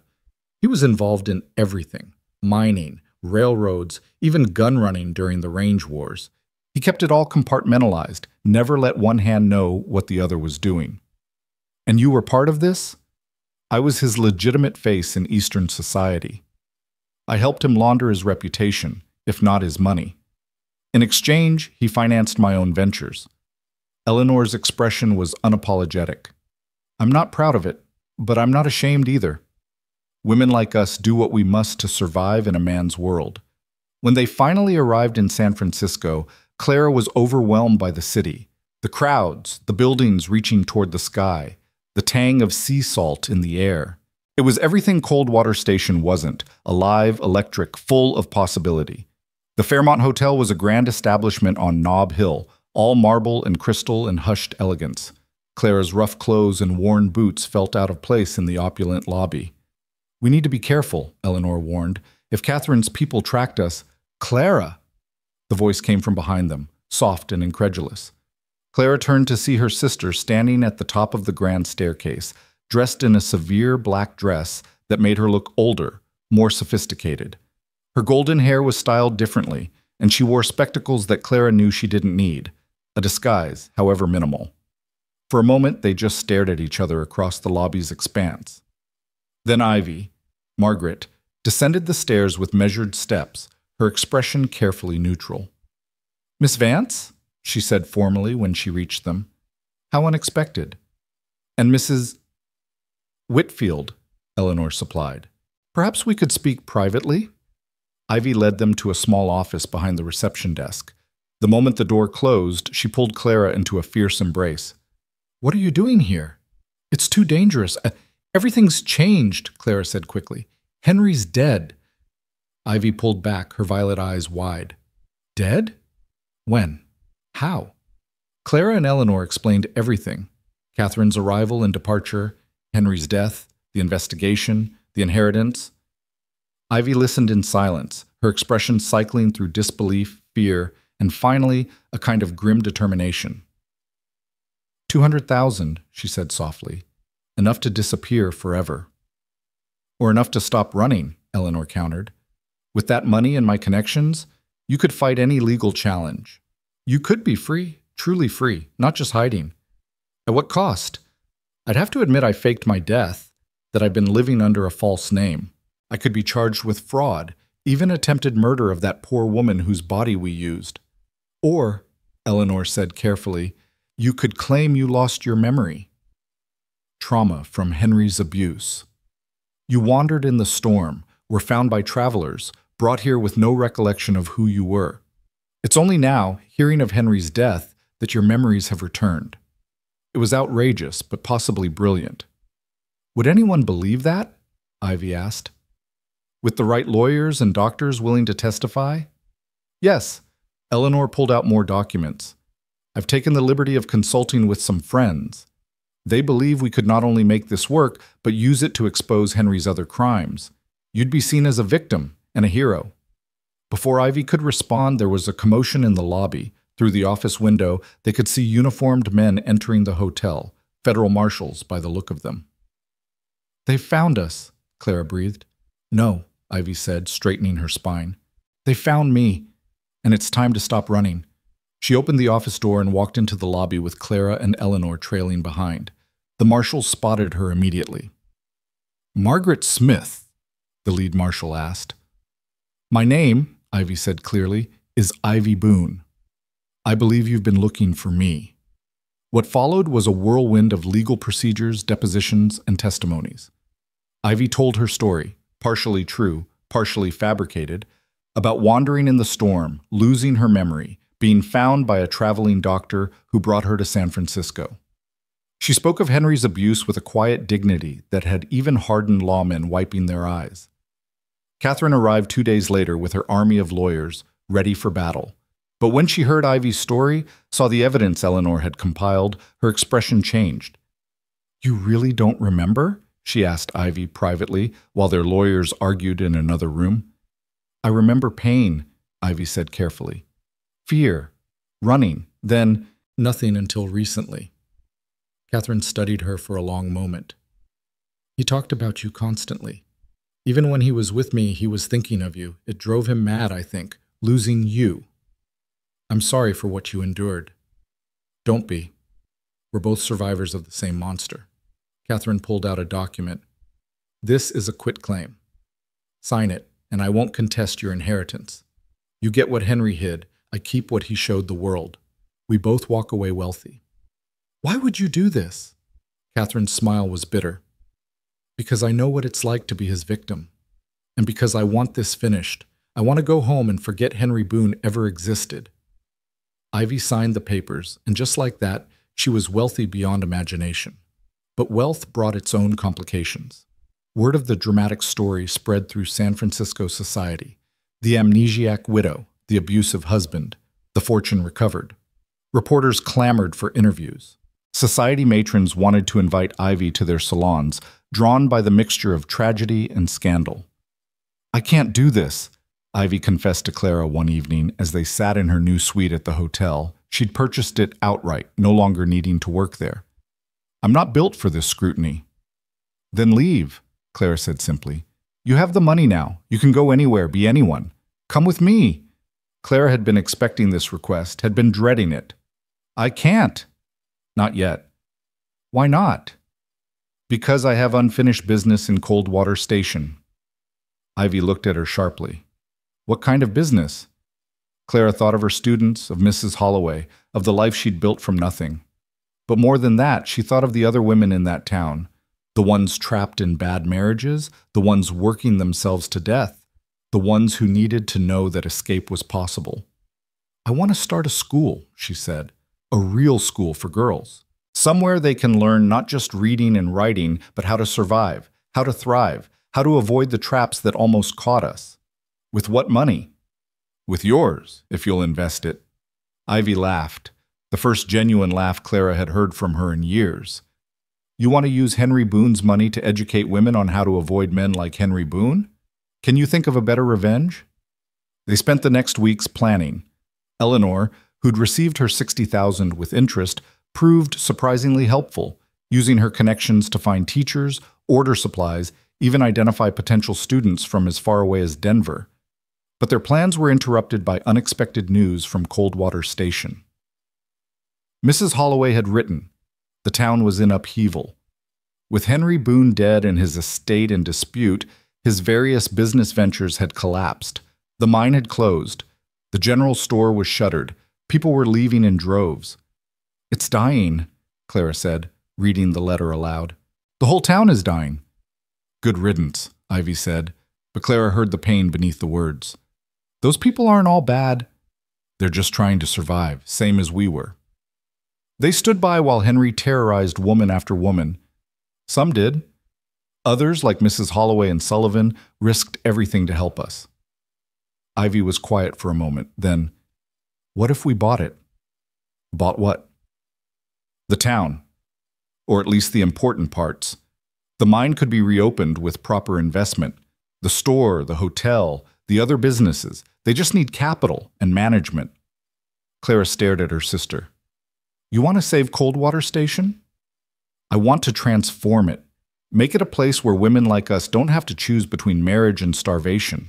Where they can work, own property, vote in local elections. Wyoming Territory already allows it. Why not push for it there?" It was ambitious, perhaps impossibly so. But then again, everything about their story had been impossible. They returned to Coldwater Station in autumn, when the aspens were gold and the mountains were dressed in their finest. The town looked smaller than Clara remembered, shabbier, as if Henry's death had drained the life from it. Their arrival caused a sensation. Ivy, officially back from the dead, now one of the wealthiest women in the territory. Clara, no longer the frightened mail-order bride, but a woman with plans and purpose. They set up headquarters in Henry's old ranch house, which Ivy had inherited along with everything else. The first night there, neither sister could sleep. "Do you feel him?" Ivy asked, standing in what had been Henry's study. "His presence?" "No," Clara said firmly. "This isn't his anymore. It's ours." They began slowly, carefully. First, reopening the mine with new safety standards and fair wages. Then the store, with reasonable prices and credit terms. The hotel was renovated and a restaurant added, both managed by women who'd previously worked in the saloon. The school came next, built with imported lumber and fitted with the finest equipment money could buy. Clara hired 3 teachers from back east, all women with excellent credentials and progressive ideas. But not everyone was pleased with the changes. Thomas Garrett, the same man who'd once courted Ivy, had returned to Coldwater Station hoping to profit from the chaos. He'd bought up debts and mortgages, planning to foreclose and seize control of what remained. "You can't seriously expect to run a mining operation. he told Ivy when they met to discuss his claims. "You're a woman. You have no experience, no understanding of business." "I had no experience being dead either, but I managed that well enough," Ivy replied coolly. "Your claims are being reviewed by my lawyers. If they're legitimate, you'll be paid.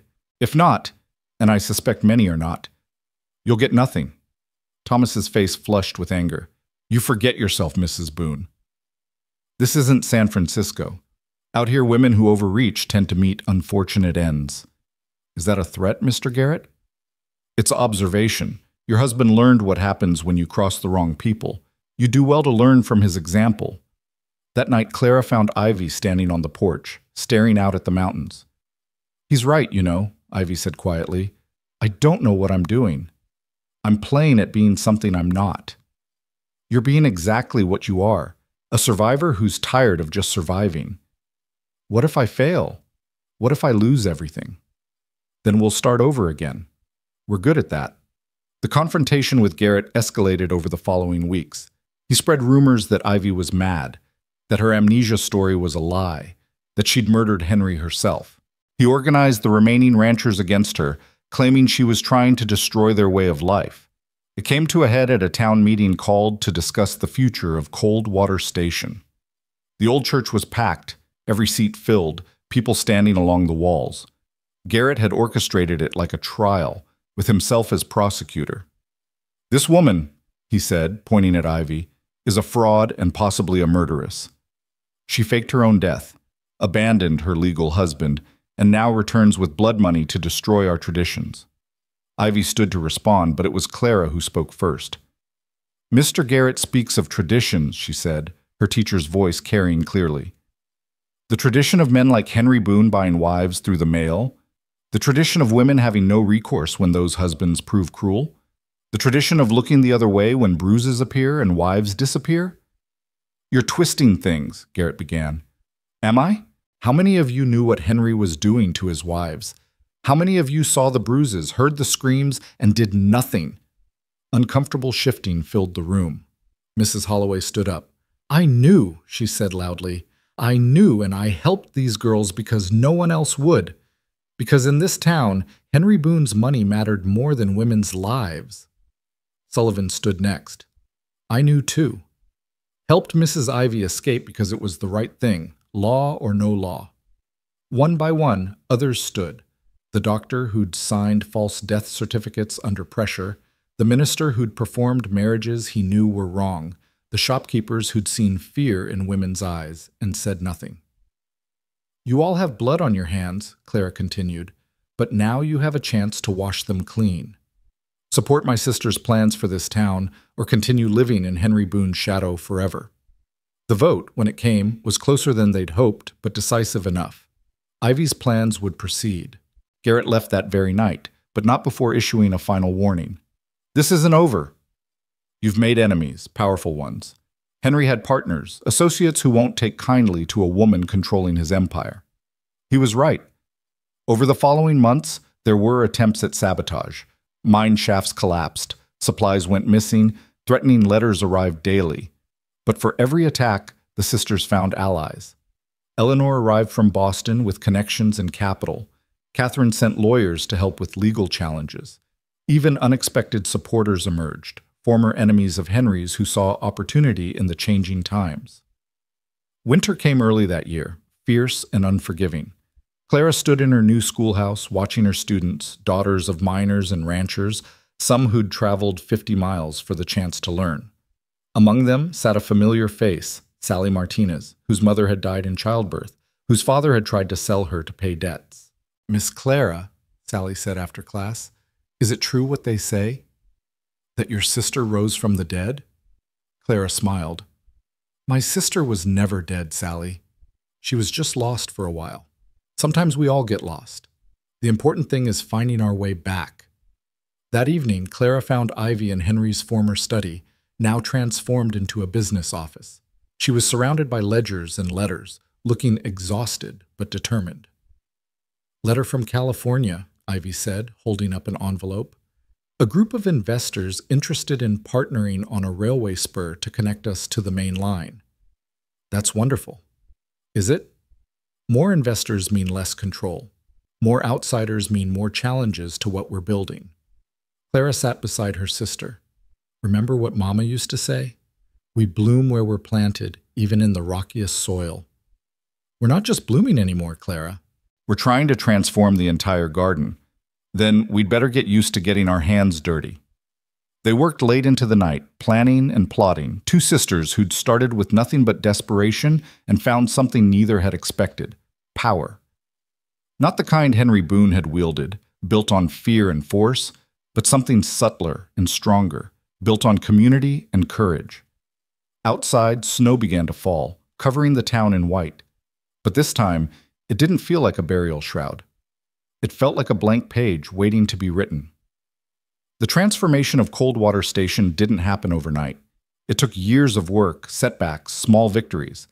There were times when everything seemed ready to collapse, when the mine flooded, when Eastern investors pulled out, when a harsh winter killed half the cattle and left the town on the edge of starvation. But each crisis was met and overcome. The flood led to the discovery of a new vein of silver.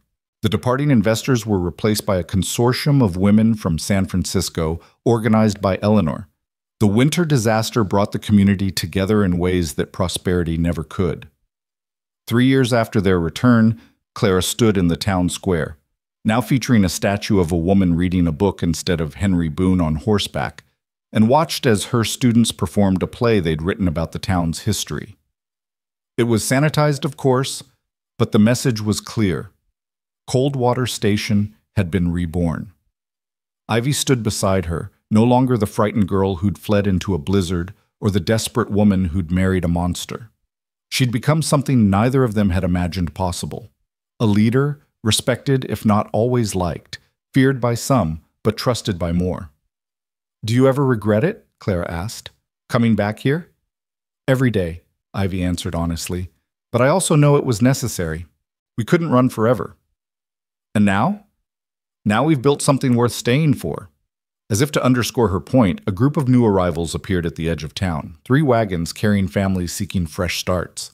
Among them, Clara noticed, were several young women traveling alone, drawn by stories of a town where women could own property, run businesses, make their own choices. "More students for your school," Ivy observed. "More citizens for your town." They watched as Mrs. Holloway emerged from the boarding house to greet the newcomers, as Sullivan and his miners offered to help with luggage, as the whole community seemed to open its arms to these strangers. "Henry would hate this," Ivy said softly. "Good," Clara replied. That night, there was a celebration in the hotel dining room. The new families were welcomed, stories were shared, plans were made. Clara noticed one of the young women who'd arrived alone, thin, frightened, with the look of someone running from something. "What's your name?" Clara asked gently. "Rose. Rose Patterson. Welcome to Coldwater Station, Rose. Whatever you're looking for, safety, work, a new beginning, you'll find it here." Rose's eyes filled with tears. "Is it true? What they say about this place, that women can truly be free here?"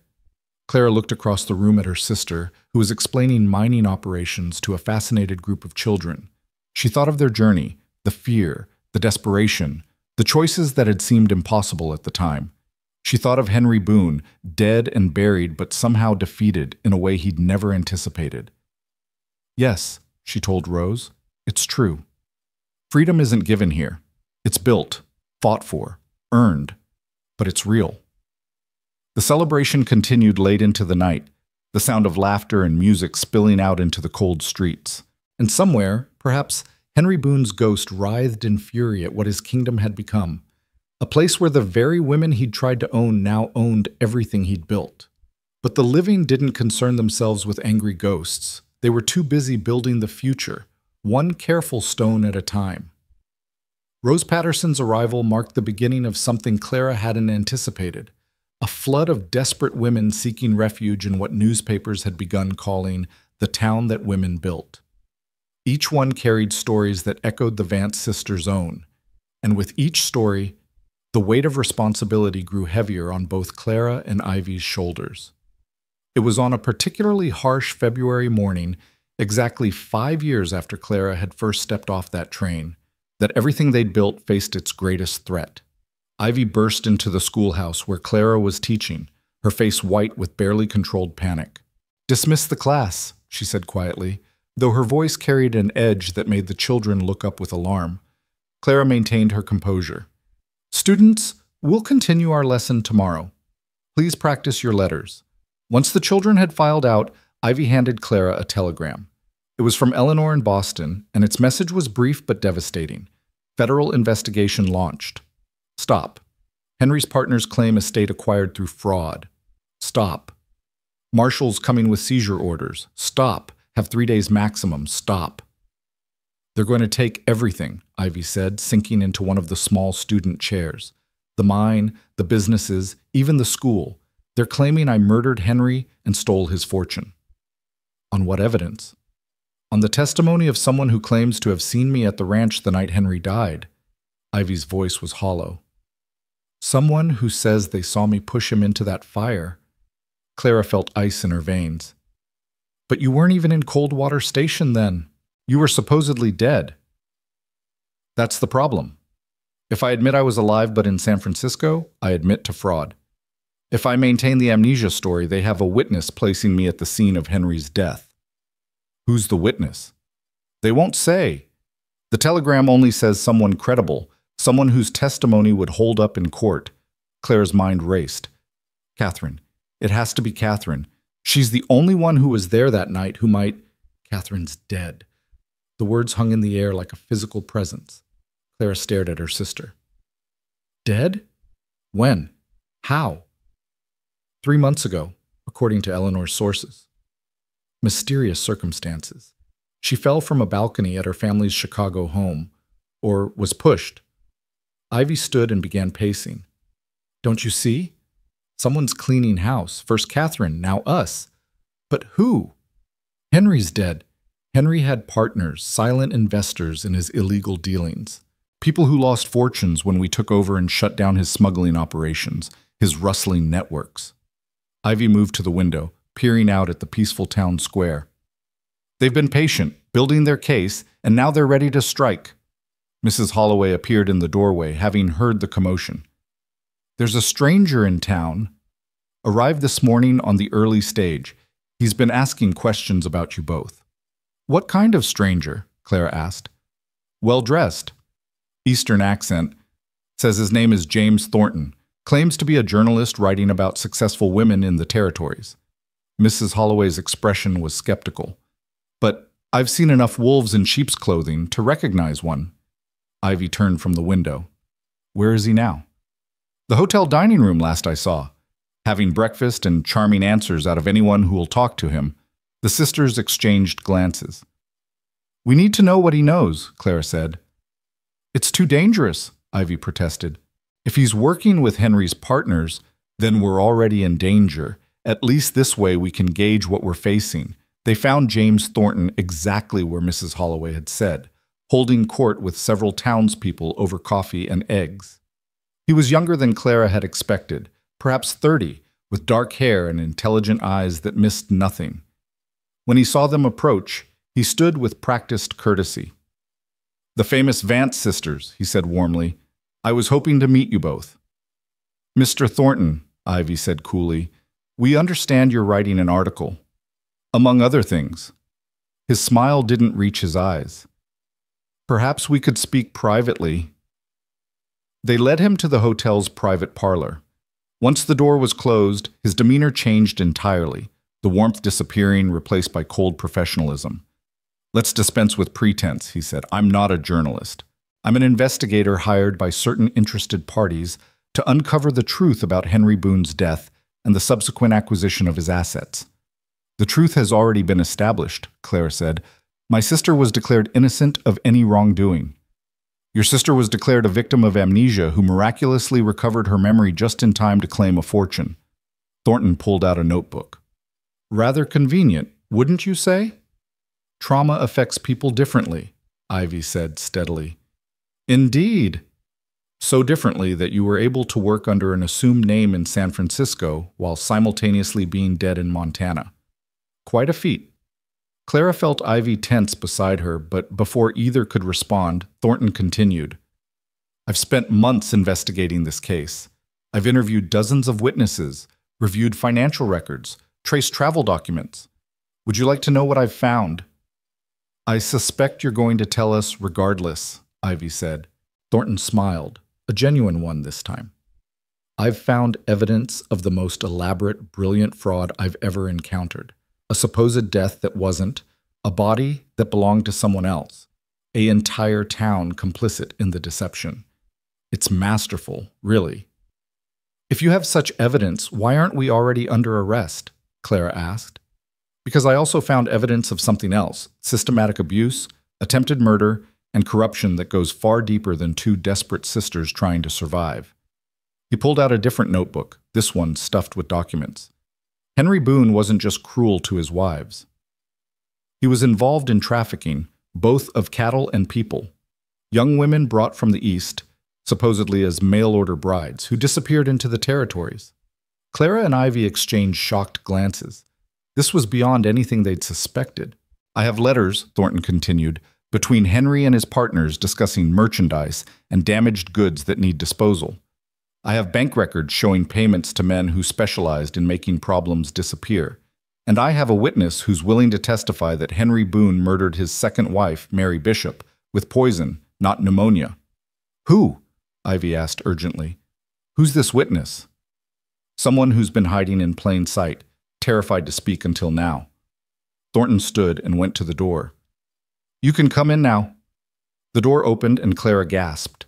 Standing there, thin and worn, but very much alive, was Sarah Cartwright, Henry's first wife, the one who'd supposedly fled in the night and never been seen again. Hello, Sarah said quietly. I believe we have much to discuss. The story Sarah told over the next hour was worse than anything Clara had imagined. She hadn't fled because of simple abuse. She'd discovered Henry's trafficking network and threatened to expose it. He'd tried to kill her, making it look like an accident, but she'd survived and run, helped by a network of women who'd been fighting Henry's evil for years. I've been living in Nevada under another name, Sarah explained, working with other survivors, helping women escape situations like ours. When I heard about Ivy's death and resurrection, I knew it was time to come forward. Why now? Ivy asked. Why not years ago? Because Henry had evidence of something in my past, something that would have destroyed my family back east. But with him dead and you in control of his records. Sarah looked at Thornton. Mr. Thornton found and destroyed that evidence. I'm free to speak now. Thornton leaned forward. Here's what I propose. We combine our evidence. Sarah testifies about Henry's crimes. I present my investigation showing that while you may have deceived the law about Ivy's death, it was justified given the circumstances. We expose the entire network, Henry's partners, the corrupt officials, all of it. And in exchange, Clara asked, knowing there had to be a price. In exchange, you use Henry's fortune, your fortune now, to help the victims. Set up a fund for the women who were trafficked, the families destroyed by his crimes. Turn blood money into redemption. How much? Ivy asked quietly. Half. Half of everything to victim restitution. It was a fortune, but Clara saw her sister's shoulders relax. This was a price they could pay, would gladly pay, for true freedom. There's one problem, Ivy said.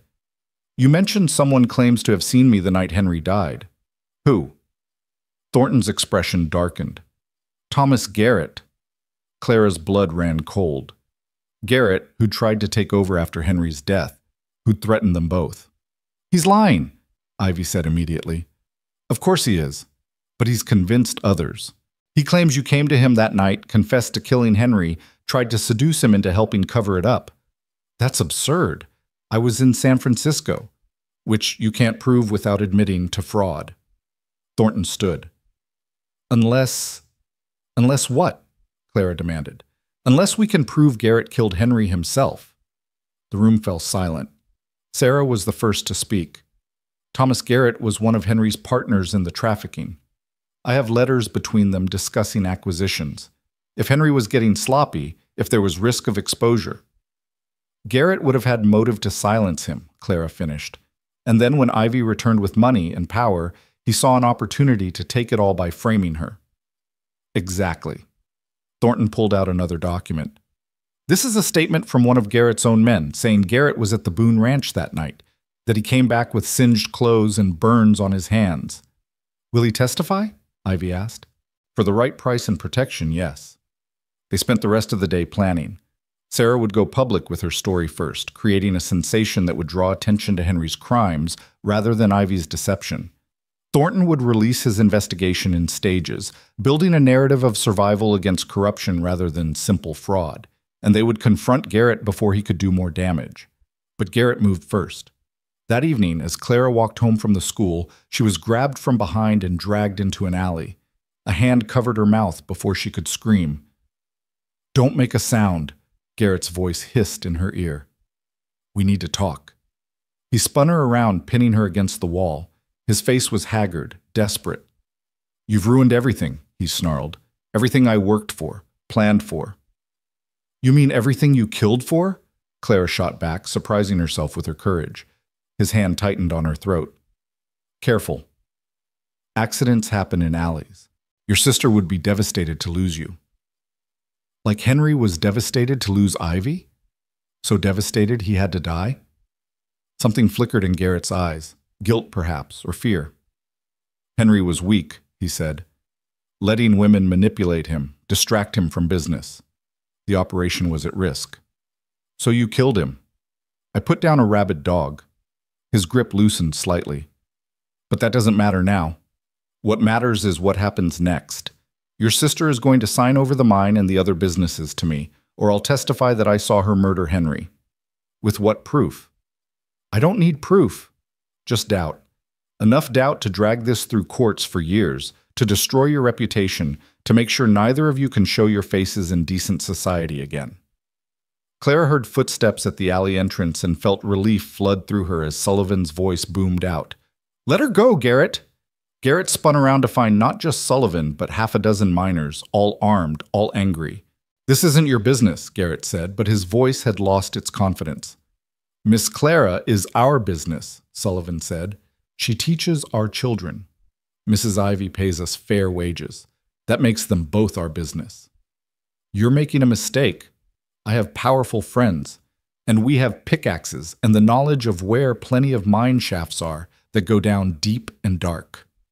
Sullivan's expression was grim. Your choice. Garrett released Clara and backed away. This isn't over. Yes, it is, said a new voice. James Thornton emerged from the shadows with the town sheriff, not Henry's corrupt cousin who'd been replaced, but a new man, honest and determined. Thomas Garrett, you're under arrest for the murder of Henry Boone. You have no proof. We have your confession. Miss Vance was wearing one of those new voice recording devices. Everything you said was captured.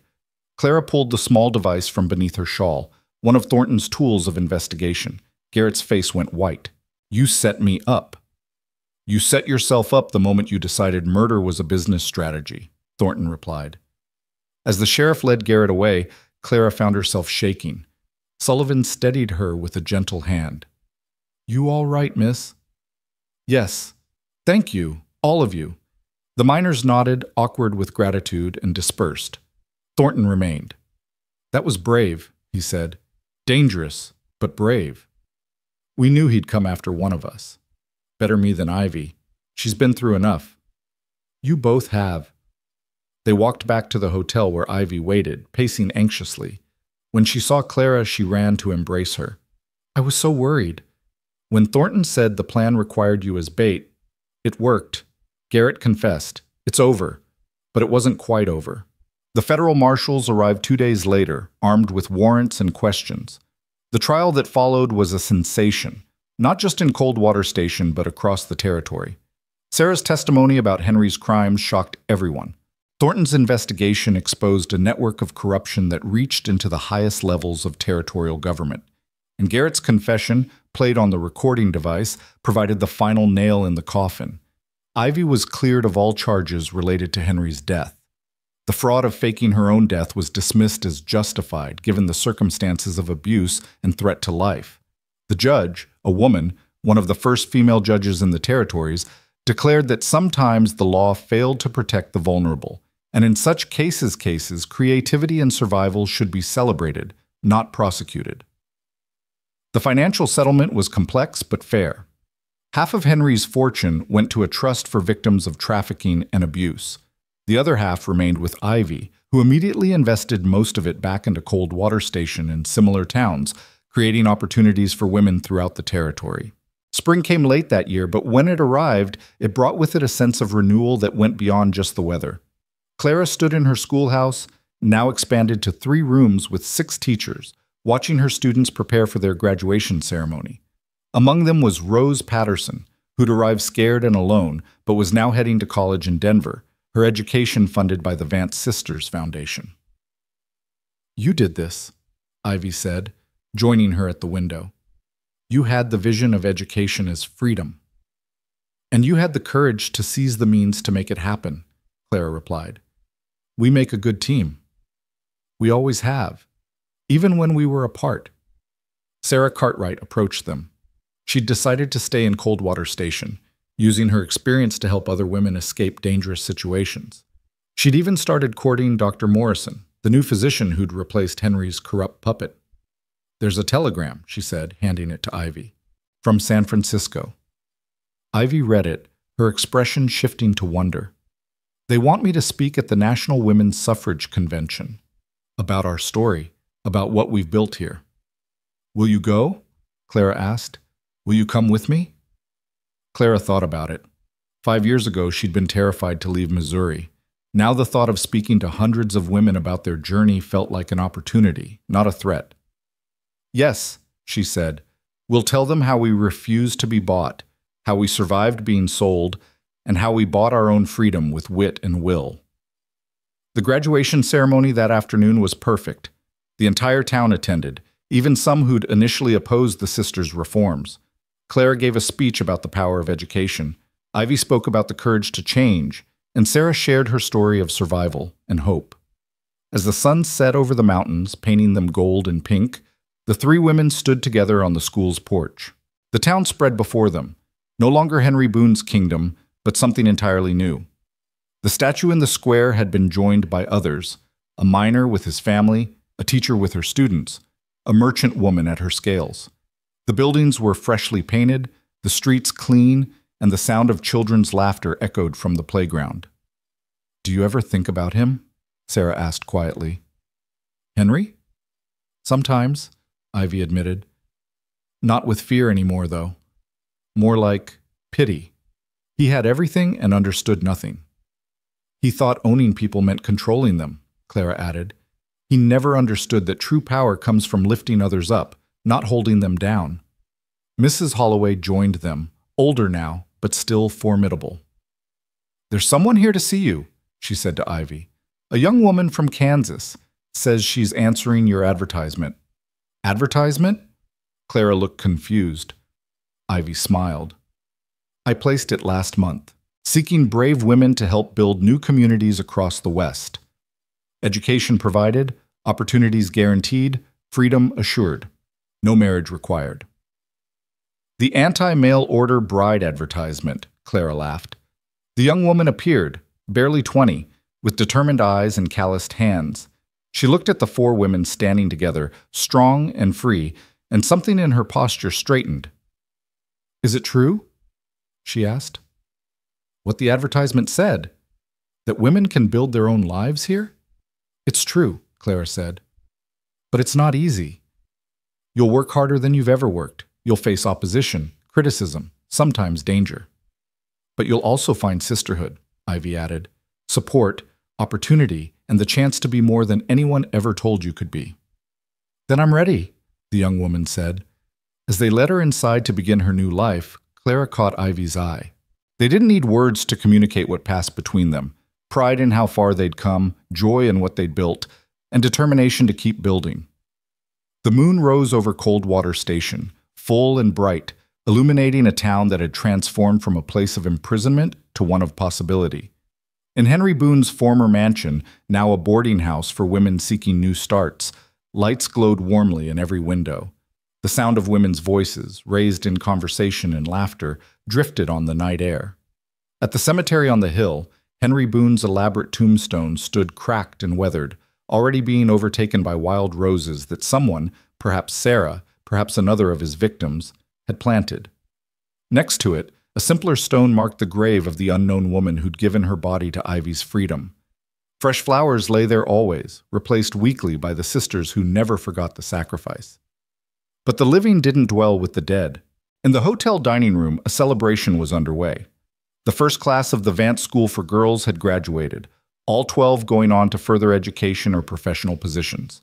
The mine had struck a new vein of silver, ensuring the town's prosperity for years to come. And word had come from Washington that women's suffrage would soon be law throughout the territory. Ivy stood to make a toast, raising her glass of champagne, imported from France because they could afford it now, because they'd earned it.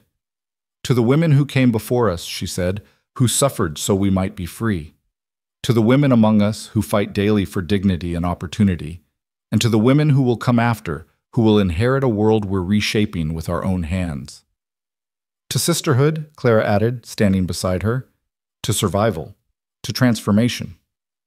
To the town that women built, Mrs. Holloway declared. As glasses clinked and voices rose in agreement, somewhere in the darkness a train whistle sounded. Another woman arriving, perhaps, seeking what the Vance sisters had found and built and protected. A place where refusal wasn't a death sentence, but a beginning. Where sisters could save each other. Where even the cruelest winter must eventually yield to spring. Clara and Ivy stood together at the window, watching the stars emerge over the mountains. They'd traveled so far from that frozen platform where it all began, Clara's refusal, Ivy's sacrifice, their desperate gambit for freedom. They'd lost each other and found each other again. They'd faced down powerful men and won. They'd transformed a town built on ownership into one founded on opportunity. Was it worth it? Ivy asked quietly. Everything we went through? Clara thought of her students, of Sarah's recovery, of the young woman from Kansas just beginning her journey. She thought of Henry Boone, dead and defeated, his empire now serving the very women he'd tried to destroy. Ask me again in 50 years, she said, when this whole territory is full of towns like ours, when our students are judges and doctors and business owners, when no woman has to choose between marriage and starvation. That's a long time to wait for an answer. Then we'd better get started on making it happen. They turned from the window and rejoined the celebration. Two sisters who'd refused to be bought, survived being sold, and emerged to buy their own freedom and that of countless others. The night was full of promise, the future uncertain but bright, and somewhere in the distance, another train was coming, bringing more women seeking what the Vance sisters had proven possible, a life of their own making, on their own terms, in a town where women's dreams could take root and bloom, even in the rockiest soil. The autumn of 1904 painted Coldwater Station in shades of gold and crimson, a far cry from the monochrome white that had defined Clara's first memories of the place. She stood at the window of what had once been Henry Boone's office, now the headquarters of the Vance Foundation, watching as automobiles puttered down streets that had once known only horses and wagons. Aunt Clara, a young voice interrupted her reverie. Clara turned to see Margaret, not Margaret Smith, the name Ivy had once hidden behind, but Margaret Vance Morrison, Sarah's oldest daughter. At 19, she had her mother's delicate features, but Ivy's determined jaw, though the two weren't related by blood. In Coldwater Station, family had long ago ceased to be defined solely by blood. Yes, dear? Mother wanted me to tell you the photographer from Harper's Magazine has arrived. They want to take pictures of the whole family for the article. The article. Clara almost laughed at the innocuous phrase. It was to be a feature on the 20th anniversary of the Miracle of Coldwater Station, the transformation of a corrupt frontier town into what journalists now called the Athens of the West, a center of female education and entrepreneurship that had inspired similar movements across the nation. Clara made her way downstairs, her joints protesting slightly. 52 wasn't old, she reminded herself, though some mornings she felt every year of the journey that had brought her here. The main parlor had been transformed into a makeshift studio, with the photographer fussing over his equipment while trying to corral what seemed like half the town. Ivy stood at the center of it all, still commanding at 48, her golden hair now streaked with silver that she wore like a crown. Beside her, Sarah Cartwright Morrison had her arm linked with her husband, Dr. Morrison, their 3 children arranged around them. Mrs. Holloway, ancient now at 82 but still sharp as a tack, sat in a place of honor, surrounded by the former boarders who'd become family. "There you are," Ivy said, reaching for Clara's hand. "We can't do this without you."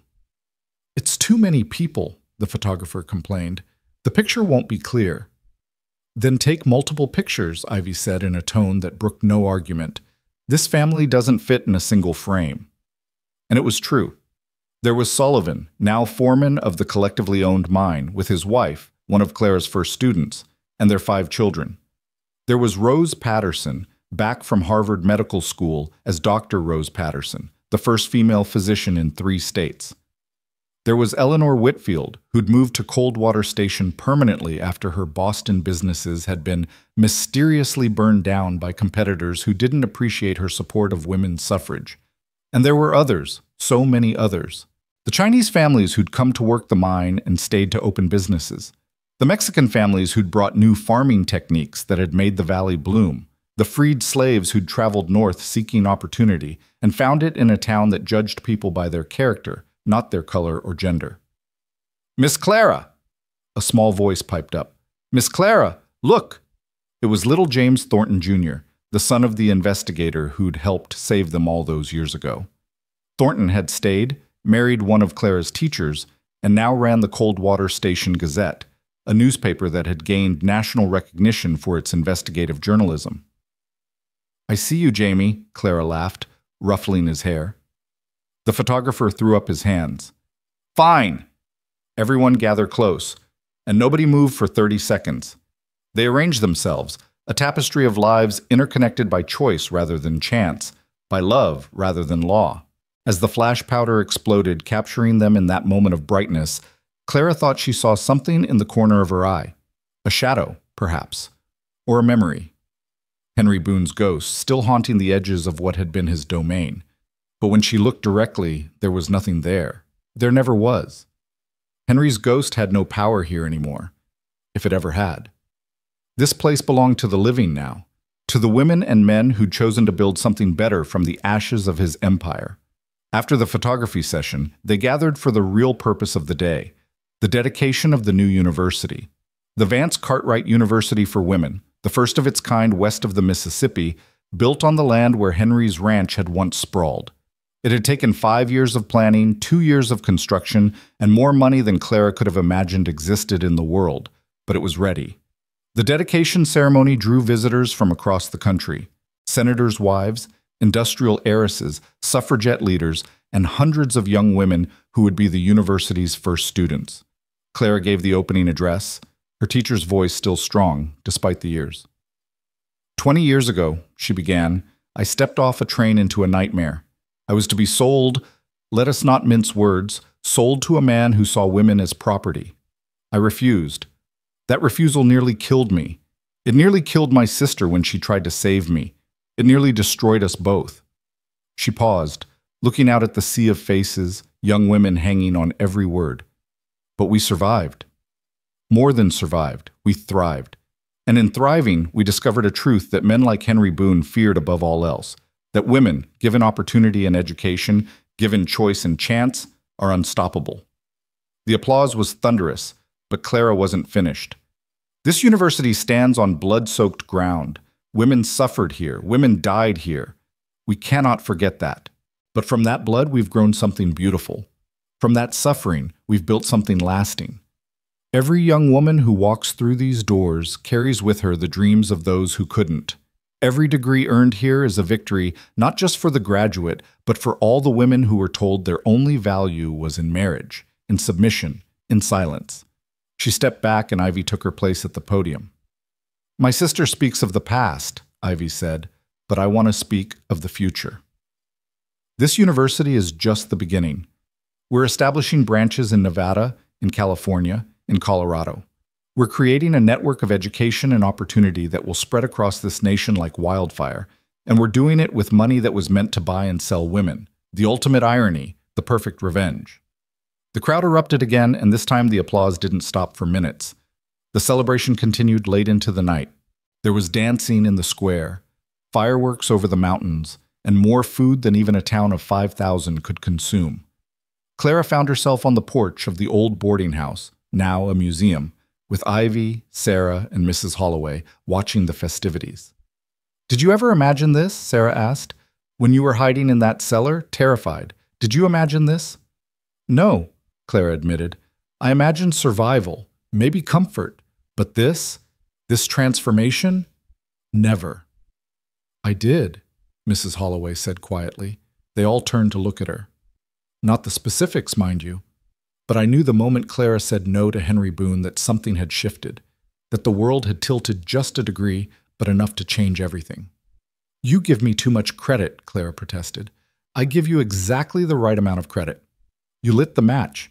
Everything else was just fuel that had been building for years." A young woman approached them hesitantly, one of the new university students, Clara realized. "Excuse me," she said, "but are you really them? The Vance sisters, the ones from the story?" "We're really them," Ivy confirmed, though the story has grown somewhat in the telling.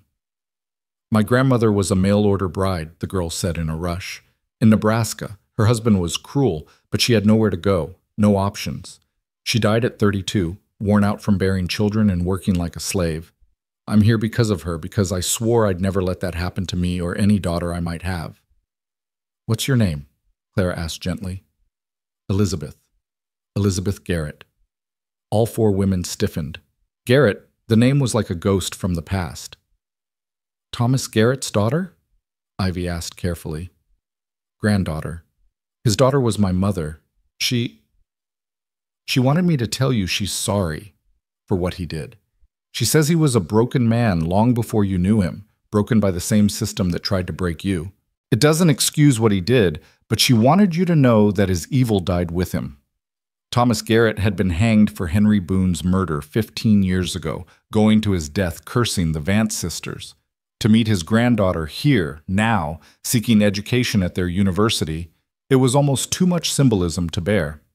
"You have nothing to apologize for," Clara said firmly. "The sins of grandfathers don't pass to granddaughters." "You're welcome here." Elizabeth's eyes filled with tears. "Thank you. Thank you for everything you've built, for giving women like me a chance." After she left, the four women sat in contemplative silence. "The circles do close, don't they?" Sarah mused. "The patterns repeat, but each time with a chance for something better." "Speaking of patterns," Ivy said, pulling out a letter. "This came yesterday, from California." She handed it to Clara, who recognized the handwriting immediately.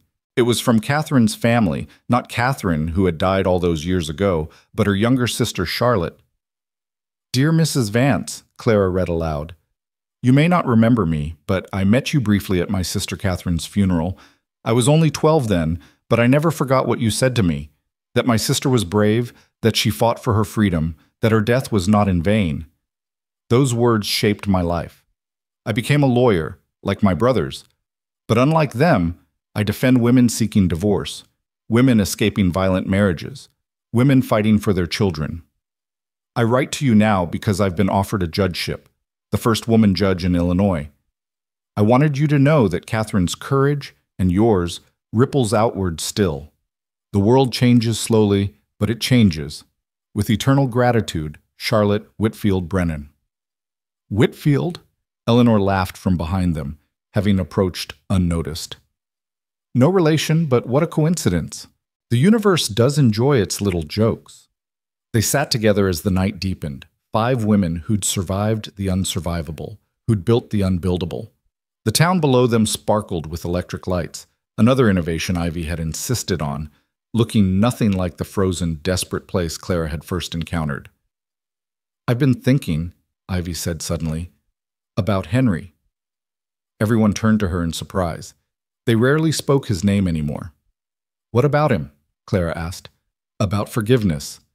Not for his sake, he's beyond needing it, but for ours. We've carried his shadow for 20 years. Maybe it's time to let it go." "How do you forgive someone like that?" Sarah asked, genuine curiosity in her voice. "You don't forgive the acts," Mrs. Holloway said slowly. "You forgive yourself for surviving them. You forgive yourself for what you had to do to escape. You forgive yourself for thriving despite the damage. Is that what you did? Clara asked. With your husband's death, with Boone's role in it? Eventually. It took years, but yes, I realized that carrying hatred for a dead man was like drinking poison and expecting his grave to suffer. They contemplated this in silence. Then Ivy stood, raising her glass of wine.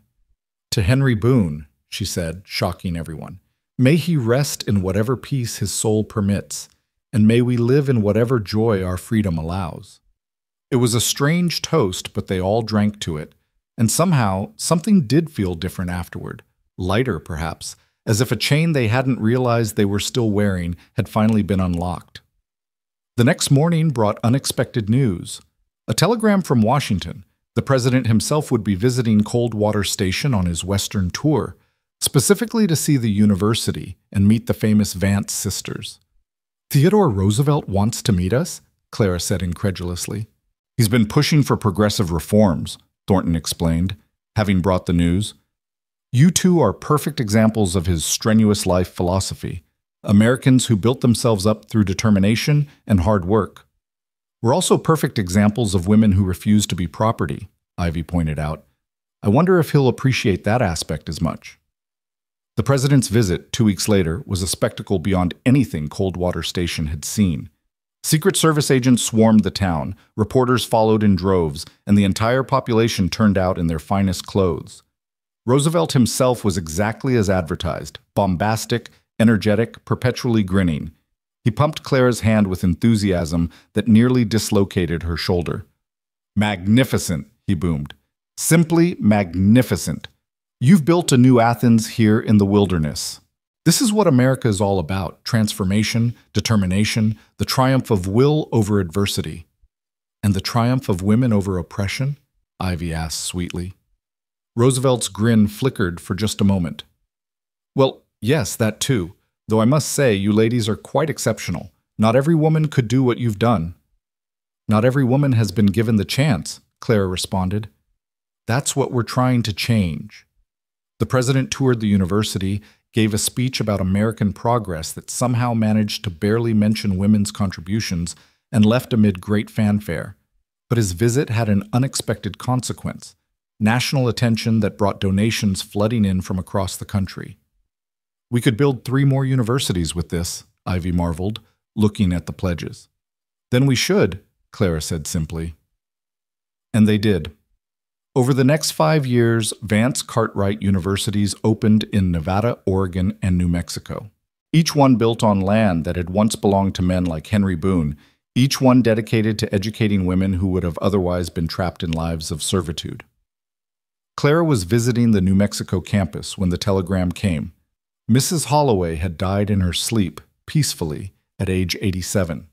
She'd left everything to the Vance Foundation with a simple note, for the daughters I never had, and all the daughters yet to come. The funeral was the largest Coldwater Station had ever seen. People came from hundreds of miles away, women whose lives had been touched by Mrs. Holloway's kindness, by her boarding house that had been a sanctuary for so many. Clara gave the eulogy, speaking of the woman who'd opened her door to a desperate stranger on a frozen night, who'd risked everything to hide Ivy, who'd stood up to Henry Boone when no one else would. She was our North Star, Clara said, tears flowing freely. When we were lost in the storm, she guided us home. When we were weak, she gave us strength. When we thought we were alone, she showed us we were family. They buried her in the cemetery on the hill, next to the unknown woman whose sacrifice had saved Ivy.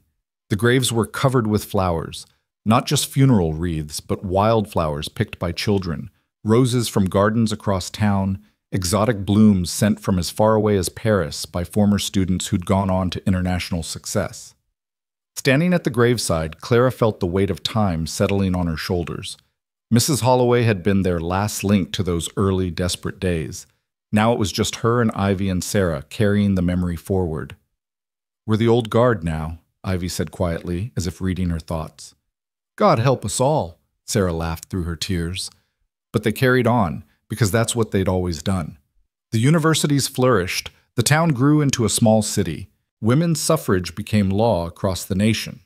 Though Clara and Ivy were too busy to attend the celebration in Washington, They were establishing a new medical college for women in Denver. It was there, in Denver, that Clara met someone who would change the last chapter of her life. Dr. William Anderson was a widower, a gentle man who ran a clinic for the poor and had come to ask if the medical college would provide student volunteers. "I know who you are," he said at their first meeting. "Everyone does. You're a legend." "I'm a tired old woman who wants to train doctors," Clara corrected. "You're a force of nature who happens to be training doctors," he countered with a smile. Their courtship was slow, careful, nothing like the desperate mail-order arrangements of their youth. William understood that Clara's work came first, that her independence was non-negotiable. He didn't want to own her or change her. He simply wanted to walk beside her for whatever years remained. They married on Clara's 60th birthday in the garden of the first Vance Cartwright University, surrounded by hundreds of former students. Ivy gave her away, joking that it had only taken Clara 40 years to find a man worthy of her. "I wasn't looking for the first 40 years, Clara pointed out. "No," Ivy agreed. "You were busy changing the world."